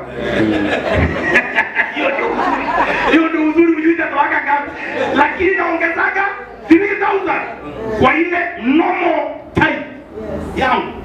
Sasa naitoa. Mungu asifiwe. Ninajaribu Mungu mbele, Mungu wa kwanza kwa maisha. Mungu tafadhali. Jana nimepigiwa simu, juzi nimepigiwa simu na mzee wangu wa kanisa ambaye ameenda kusoma Singapore. Ameniambia alipoenda huko, tulikuwa hapa tumemfanya deacon. Alipoenda huko akatafuta kanisa moja, akaingia hiyo kanisa, alipoingia akafanywa assistant pastor. Sasa ameniambia, pastor, nimeongea na huyu pastor wangu hapa, maana anasoma kwa 4 years. Ameshamaliza 3 na kisa nibakia labda moja ama mbili. Akaniambia na tumekubaliana wewe na mama mnakuja hapa tarehe 13 mwezi wa 8. Tunakwenda Singapore. Nasema mnakuja Singapore kuanzia tarehe 13 tutawahost kama 2 weeks. Na tumewapangia mkifika hapa pia tutakuwa na mission, tutawapeleka Philippines. Alafu sasa mrudi nyumbani. Hiyo tayari nimepigwa tu simu kama hizi. Mungu asifiwe. Miaka michache iliyopita nilitafuta visa ya kwenda Amerika. Mara 3 nikakosa, nije kupata mara ya 4. Mara 4 nilipopata, sasa hivi naendaga, nilikuwa mwaka mmoja wakati huo. Sasa niliporudi ikakuwa miaka 5. Sasa hata sikuwa na uwezo wa mambo. Mungu asifiwe. Nimeshawahi kusafiri, kuna wakati nisafiri nikaenda Brazil nilikuwa na mama. Nilipofika mchungaji mmoja akahama kwa ile nyumba yake alikuwa amehost. Akahama bedroom yake, ile master bedroom. Akatuachia na mama yake akasema hii nyumba yangu, na ile ilikuwa na nyumba kubwa sana. Nala tu. Yes. Patia watumishi wa Bwana nafasi ya kwanza, Mungu nafasi ya kwanza, Mungu mbele, kila kitu mbele, Mungu asifiwe. Sasa juzi maisani kwa neema ya Bwana second born ameitwa kwenda kufanya kazi UK. Sasa yeye anafanya kazi UK kwa church, kwa kanisa. Ameandikwa, analipwa mshahara kwa kanisa. Amen. Moja huko UK. Mungu asifiwe. Amen. Ananitumiaga kila siku. Yeye ni mzuri kwa present worship. Tulimlipia wakati mmoja alipomaliza shule, tukamlipia ende college ya business. Sisi ilikuwa BCom, sisi ilikuwa ni. Lakini tumelipa school fees. Tukaanza kuona Boko mbona ni kama aendaki shule. Akaka tu nyumbani. Mama Boko na unaenda shule? Akasema ndio mimi niache. Na tukamwambia kwa nini niacha tukalipa school fees. Mimi akasema mimi sikuwa nataka. Mimi nilijaribu nikaona hiyo kitu. Nikamwambia nilikuwa nataka. Sasa mimi nataka music. Nilipie mahali pa mambo ya music. Kamlipia kitambo alipokuwa na graduate hiyo. Ndio mchungaji alikuja akampenda, maana pia alikuwa anaongoza present worship kanisani, na akamchukua akampeleka Marekani. Sasa UK, sasa anafanya kazi hiyo na ameenda kuwa youth pastor hiyo kanisa. Nikamwambia, na wewe unaweza mambo na hapa jinsi ulikuwa mkatili. Unaenda kwa youth pastor. Siku hizi mimi youth pastor. Mungu asifiwe. Sibadi za Mungu tu zitakuwa zinakufungukia tu namna hiyo. Vitu tu vya Mungu vinakufunguka ukiweka Mungu namba 1 katika mambo yako. Mungu asifiwe. Sasa wapendwa, mimi nawaomba, shika hii. Weka Mungu namba 1 katika maisha yako. Yes. Wacha madharau. Hizi vitu unafanyaga ukisema God will understand. Understand yaje? Hakuna. Mungu ata-understand. Ata-understand ibada hapa inaisha saa 7. Sio mchungaji? Si ibada mnamaliza saa 7. Wewe ni nini kinakufanya usingojee ibada iishe saa 7 mchungaji akubariki uende nyumbani ukafanya unafanya hizo shughuli zako. Eti baada kabla haijaondoka wewe ndiye huyo. Unajifanya kuondoka, unaondoka tu. Hiyo ni madharau. Mungu anaangalia anasema wakati unatoka nje Mungu anasema nitawadharau wale wanaonidharau. Amen. Wale unakaa unasikiliza mpaka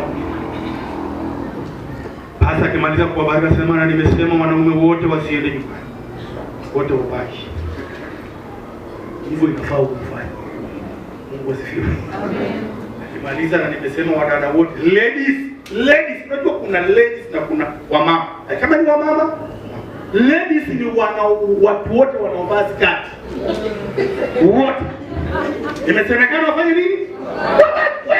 Wacha kujifanya wewe ni ndugu unatoka nje. Wewe sio ndugu wewe ni dada.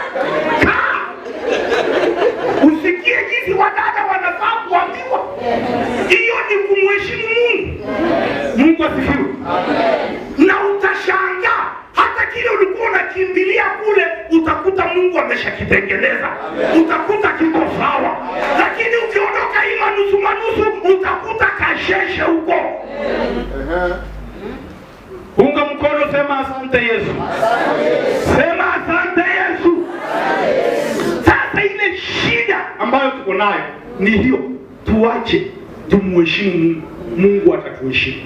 Mungu atatubariki. Haya ni maneno tu ambayo hata hayana theolojia mingi. Ni maneno yale A, B, C, D. Apple. B for ball. Si ushike hiyo.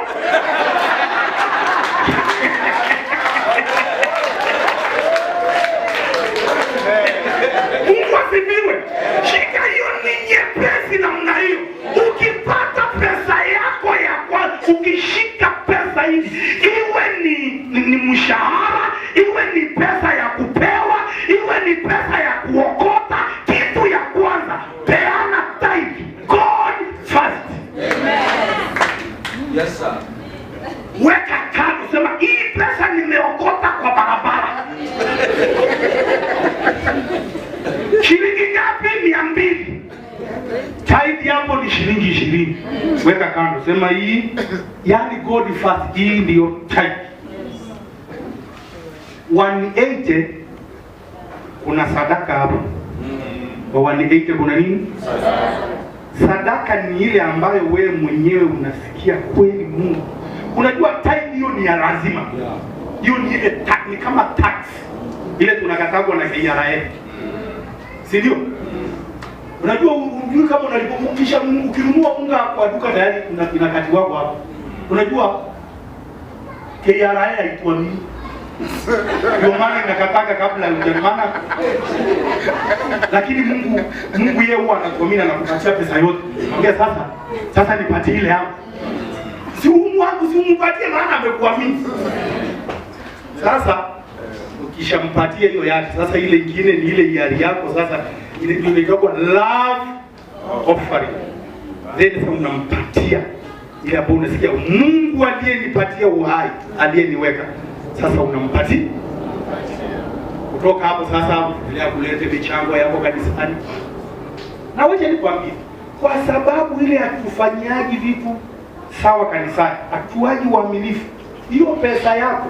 Ndio maana wakati mwingine unapelekeaga wale watu wanauza maji huko town. Napelekea wale ubiri wanauza maji na mafuta na miwa, na siku wanauza miwa. Wanakapisi amua ni kama wanauza 1000. Sasa nakwambia wakati unakula hii miwa, maisha yako itakuwa tamu kama hiyo miwa. Kama unasoma Jesus.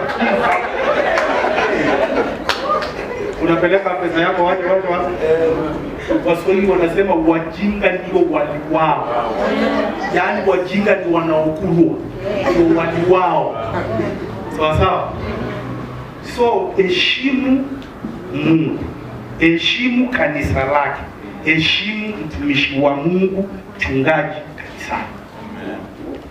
Heshimu masaa ya Mungu. Mungu asifiwe. Saa ya kanisa, kama unajua leo tuna ibada ya jioni. Mchungaji, mnakuwa na ibada katikati ya wiki lini? Monday to Wednesday. Monday pamoja na Wednesday. Monday, tafuta nafasi mapema kule kazini. Ukijua leo ni siku ya maombi. Unajua ukitaka kutafuta muda, ngoja nikuulize. Ngoja ujue ni malala unakuwa nayo. Kila Monday nataka tuelewane. Ngoja ninywe maji kwanza. Kwa vile maji kwa hii point ninaongea ni ya ukweli kabisa. Utajua jinsi tunamdharauaga Mungu. Bwana nisaidie.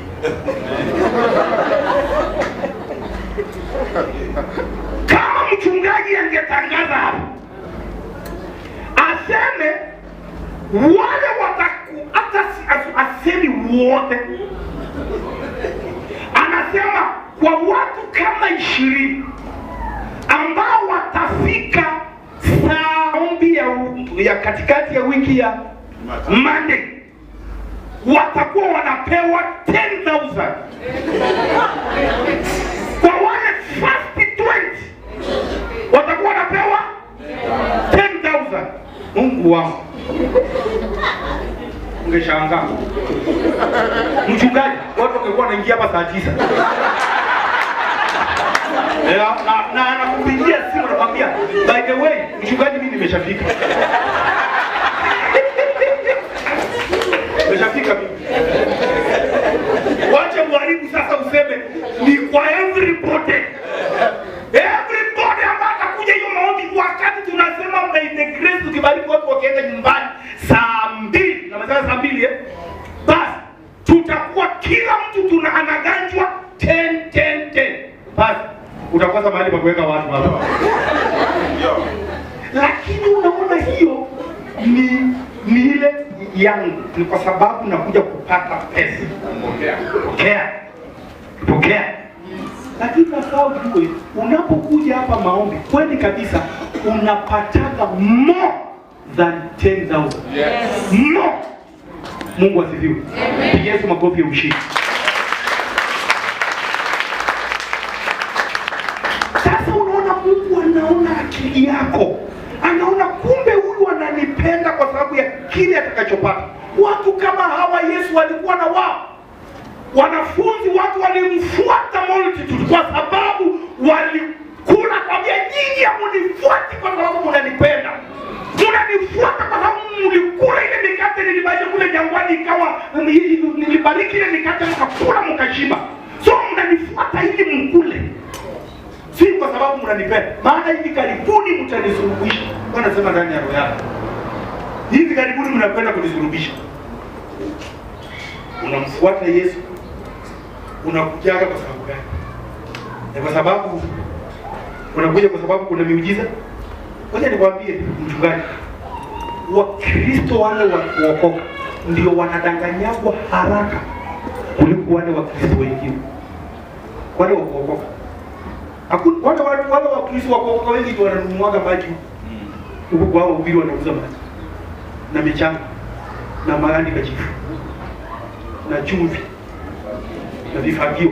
Ili kufagia mashetani kwa nyumba yako. Mungu atusaidie sana. Hii mafundisho ushike mara moja. Ngoja nikwambie, ukiona mhubiri yoyote hata kama anahubiri kwa TV ambaye anauza maji, anauza mafuta, anauza vifagio na hivyo vitu, huyo ni nabii wa uongo. Full stop. Umeshika hiyo? Huyo ni nabii wa uongo. Umeshaona mchungaji wenu anauzia vifagio hapa? Ama siku mtaona ameanza kuwauzia vifagio hameni kanisa. Mjue tayari mumeanza kulambwa. Vifagio vimejaa lori, pick up uzima vifagio iko hapo. Elfu, enda ukafagie. Na shetani wote kwa nimesema katika jina la Yesu unatoa umasikini wote na magonjwa yote. Hakuna, hiyo ni ukoni. Kama unatoa kutoa umasikini na magonjwa na balaa, muheshimu Mungu. Toa fungu la 10. Baki kanisani. Chukua vitu vyote vile viko kanisani. Usika na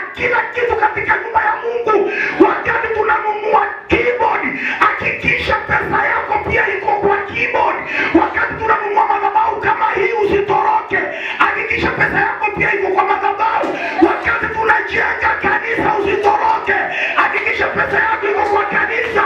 Mungu atakubariki. Hiyo ni iko kwa ufupi namna hiyo. Lakini wakati kanisa inaanza kujengwa unatoroka. Unaenda ile imejengwa. Bana watu wanakusumbuliwa. Wacha nikwambie, hiyo unafikiri ni kusumbuliwa, hiyo ndio kubarikiwa. Amen. Hiyo wewe unafikiria kila siku pasta. Ile pesa tulitoa juzi ilienda wapi? Na kile wacha nikwambie, toa kila siku pesa na kusema itolewe. Kama atatoa kule hiyo pesa ya mjengo, wewe nyamaza, si juu yako. Hiyo ni juu ya nani? Nini juu yako? Wewe kazi yako ile amesema toa. Ile ingine toa. Ile ingine toa. Na ya keyboard toa. Na ya amplifier toa. Na ya drum set toa.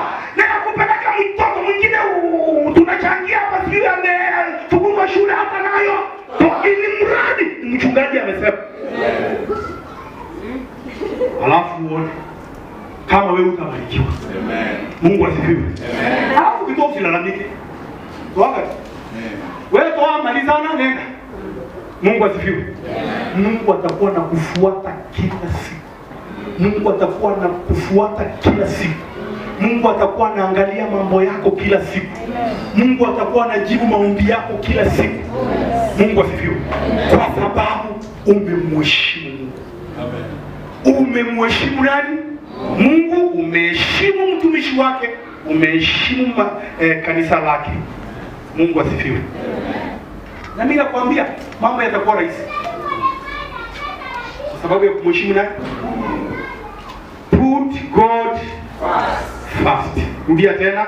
Put God first. Anasema mkanijaribu kwa njia hii. Muone. Mchungaji kila Jumapili anakungojeaga hapa kanisani. Wewe imagine kama haukuji, unaenda. Tunatesa watumishi wa Mungu. Kama ni lazima kwamba hautakuwa Jumapili kanisani. Mchungaji hapa kuna vile vikundi vidogo vidogo. Jiunge, sikia. Jiunge na vile vikundi vidogo vidogo, kuwa memba huko. Kama wewe ni mzee mwanaume, jiandikishe kwa kikundi cha wanaume. Si ndio? Ndio. Kama wewe ni mama, jiandikishe kwa kikundi cha wamama. Na ile pesa mnatoaga, mnaambiwa mtoe kila mwezi, toa. Kama wewe ni kijana, usijifanye wewe uko standard ya juu. Eti wewe huwezi kujiunga na kikundi cha vijana, jiunge na hicho kikundi cha vijana. Kama kuna jambo ambalo lazima kwamba nikifanya usiku usije kanisani, hakikisha umeambia leader wa hiyo kikundi yako ajue kwamba leo siko kanisani, niko ABCD. Tunakubaliana kanisa? Hiyo nimewaambia ni vitu vidogo sana, kama A for apple, B for ball, E for elephant. Hivyo tu. Kwa hebu nikuulize, wewe Jumapili tu umeenda tu, hauko kanisani.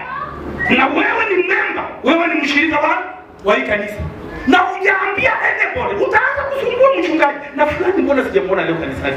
Na mbona unaanza kuleta shida.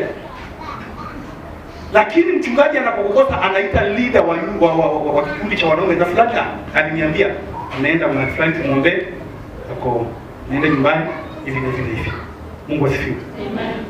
Mungu asifiwe kanisa. Amen. Biblia inasema mambo yote yatendeke kwa uzuri na kwa utaratibu. Wewe ukijiweka sawa, niliwaambia mtu anachukuliwa jinsi amejiweka. Yeah. Kama umemweka Mungu mahali pa heshima, Mungu na yeye atakuwa anakuweka mahali pa heshima. Sema amen. Amen. Lakini kama wewe umekuja tu kanisani na unatokaga wakati unataka na unakuja wakati na wewe hata hauna mpango wowote, Mungu naye anasema huyo jamaa hata unajua hata kanisani huyo jamaa anaga mpango, wewe wachane tu na yeye. Naye Mungu anakuambia tu huyo mtu achana tu na yeye. Maana jamaa ana nini? Ana mpango. Amen. Wakati kumheshimu Bwana, unajua hata kutoa, hata tunasema mheshimu Bwana kwa matoleo yako. Chochote kile unachokifanya katika nyumba ya Bwana ni kumheshimu Mungu. Unaonaje ukipigia mchungaji simu na mwambie mchungaji, kuna jambo limetokea la dharura ambalo linahitajika nyumbani, linahitajika hivi hivyo, mchungaji wangu Jumapili sitaweza kuwa kanisani, ninasafiri sasa, nitakuwa nyumbani, naomba uniombee. Unaona hiyo kitu jinsi inakuwa kama hiyo ni kama mafuta. Mchungaji akiinua mkono hivi anasema nenda salama na kuombea, Bwana awe pamoja na ile accident ilipotokea na Naivasha itakupata. Mungu asifiwe. Tayari pasta aliinua mkono hivi, ameikemea, amelaani roho, utaenda na utarudi salama. Lakini unakuta tu kwamba ni kama unajua pasta ni nani pasta, hata anaweza kusema nini asiniingize. Singine niliongea na mtu anasema mambo ya Mungu usiingize kwa familia yangu. Mambo ya familia yangu ya familia yangu. Mambo ya Mungu, kama unataka tuingize Mungu kwa familia yako, unataka tuingize shetani. Ni Mungu yuko kwa familia yako ama ni shetani? Hakuna kitu cha hapo katikati. Hakuna. Ni Mungu ama shetani. Sawa sawa? Shirikisha mchungaji unaposafiri. Shirikisha mchungaji. Watu wengine wanataka kusurprise pasta, ni kama wanaanza biashara hata wamwambii mchungaji, hata kama si lazima mchungaji aende huko. Siku na ile leo nasema lakini sema neno tu. Maana hata sistahili ufike kwa biashara yako.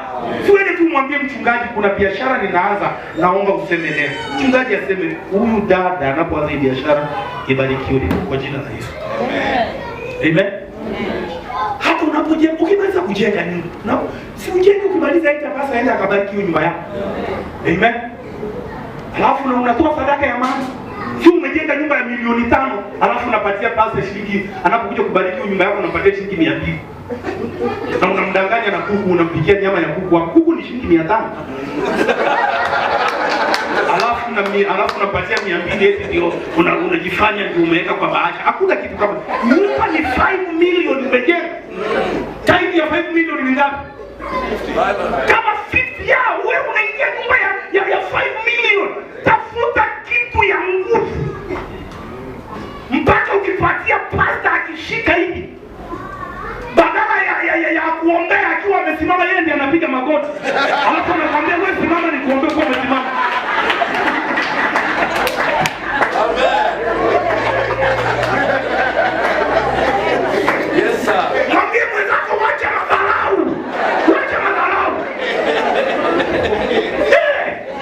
Kulingana na ule uwezo umebarikiwa. Yes sir. Unanunua nyumba inagani gari ya 2 million. Alafu unaletea pesa hizi uketi ngiri moja, unafikiri umemletea pesa ya maana aende akabariki hiyo gari yako. Sasa kitu ina uzito. Mpaka hata ukipatia pesa hiyo sadaka ya kubariki hiyo gari, hata anaona yenyewe hili itaongezea hata mimi kidogo. Hata kama sitanunua kama hii.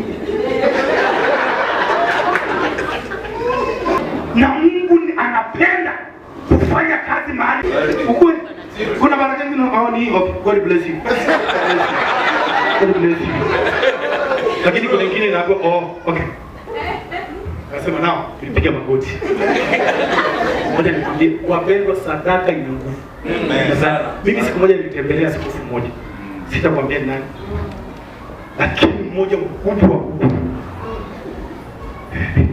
Nilitamani sana muda mrefu niende kwake kusalimiana.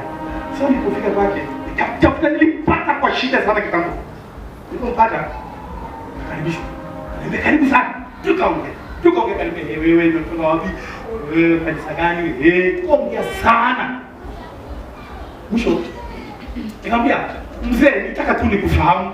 Tuongee, akafurahi mpaka kanipatia namba yake. Kaniambia sawa. Nikamwambia mimi nataka kutembea siku moja kanisani kwetu. Kaniambia sawa. Katembea. Ilikuwa ni mwaka jana mwisho. Niambia nitakuja.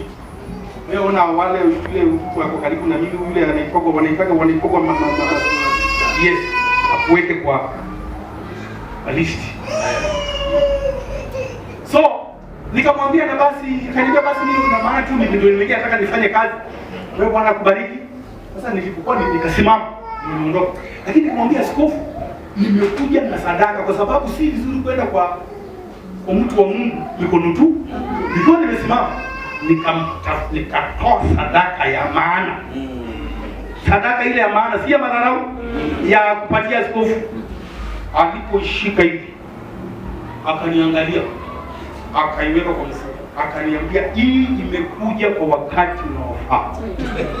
Akaniambia geuka pale. Unajua tulikuwa tumeagana na si ndio? Ulikuwa tayari tumemalizana, ananiambia Bwana kubariki, Bwana kubariki. Sasa niliposimama ninaondoka, nikatoa ile sadaka, akaniangalia, aenda kwa mfuko. Niambia hii kuja wakati akaniambia geuka. Sasa kukawa na neno lingine, sio ile ya kuagana. Geuka pande hii, nikageuka, akaniambia hapa ndio naombeaga watu. Anambia piga magoti. Kwa meza yake kulikuwa na briefcase kubwa, akaifungua. Akatoa chupa ya mafuta. Wow. Akaanza kunimiminia. Akanitabiria. Akaniombea mimi na mimi nikawa napokea nalia.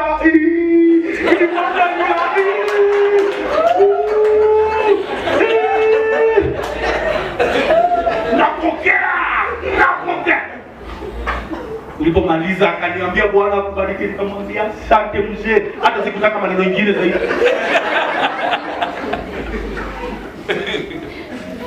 Mwenye kitu atapewa. Na yule ambaye hata hana kitu, hata kile ambacho ako nacho ananyang'anya, kinapewa huyu mwenye. Mungu asifiwe. Hiyo ndio sheria ya Mungu.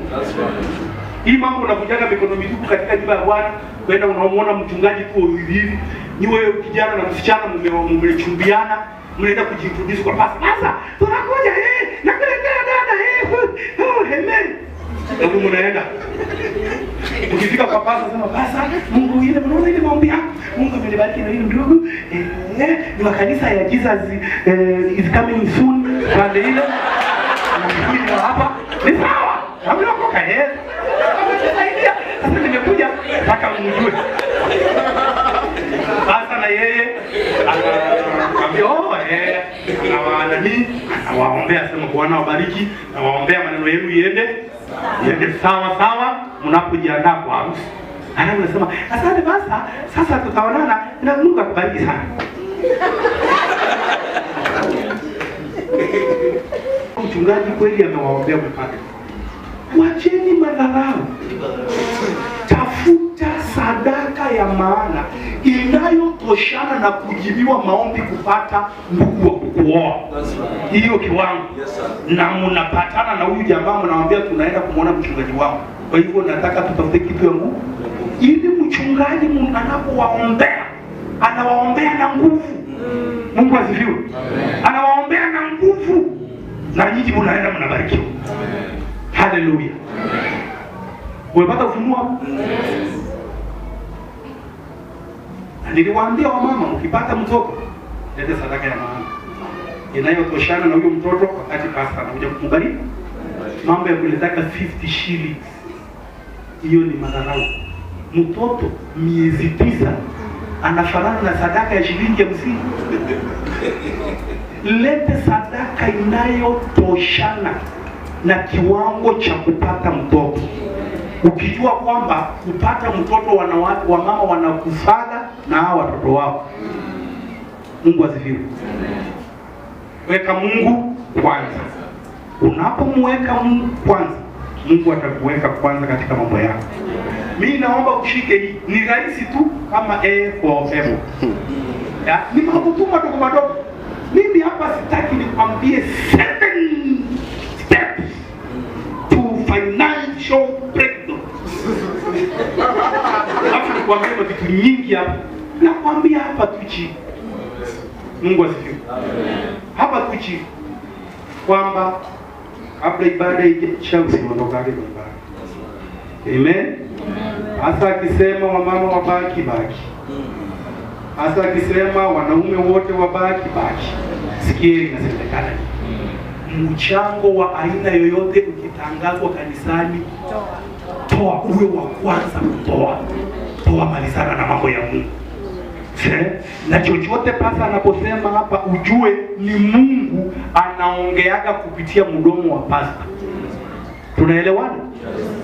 Na ile sadaka ama ile kuna malavu offering mengine, ujifunze pia. Hata kama unaletage tithe na unaletage offering hapa kanisani, naomba wadada na wandugu kwa hii kanisa, jifunzeni kutafutaka sadaka zingine za ziada za kumleteage mchungaji, za kando hivi. Namwambia mchungaji, wewe unanibarikiaga sana, mimi nataka ukule hii, na mama mkule kula koni, mkuleko hii kuku leo hii, msiende kukula sukuma peke yake. Unakuwa una sadaka unaletea pasta hizo za kando tu, sio ile eti sio ile unamletea eti umemletea elfu moja na si ningepeleka tu kwa wote nipelekee direct. Tafuta yeye unapelekea. Kwa sio. Anaendelea kukutamkia maneno. Hii kanisa yenyewe ni ngumu sana. Nauliza, hiyo kanisa yenyewe ni ngumu sana. Hebu niwaambie, unaona wanadamu wanatembea kwa hii dunia, wanaendesha magari kwa sababu ile masacrifice yao watu wanatoaga kwa mashetani. Kashaka. Wanatoaga masacrifice ya nguvu, wakijua hata na wao mwisho watakulwa. Mwisho ni inakuwaga yao, wanakulwa kwa mwisho. Kwa nafikiri shetani anakupenda. Shetani anafanana na unapopatia kuku, ukitaka kushika kuku mchana, kuku zinakuwa zimetawanyika kila mahali mchana, kuku ushago. Sawa, unataka kushika kuku, unaweka mahindi kwa karai, unafanya karai, kuku inajua hiyo ni mahindi, zote zinakuja. Alafu unaanza kuzitupia. Zinasema huyu mtu anatupenda.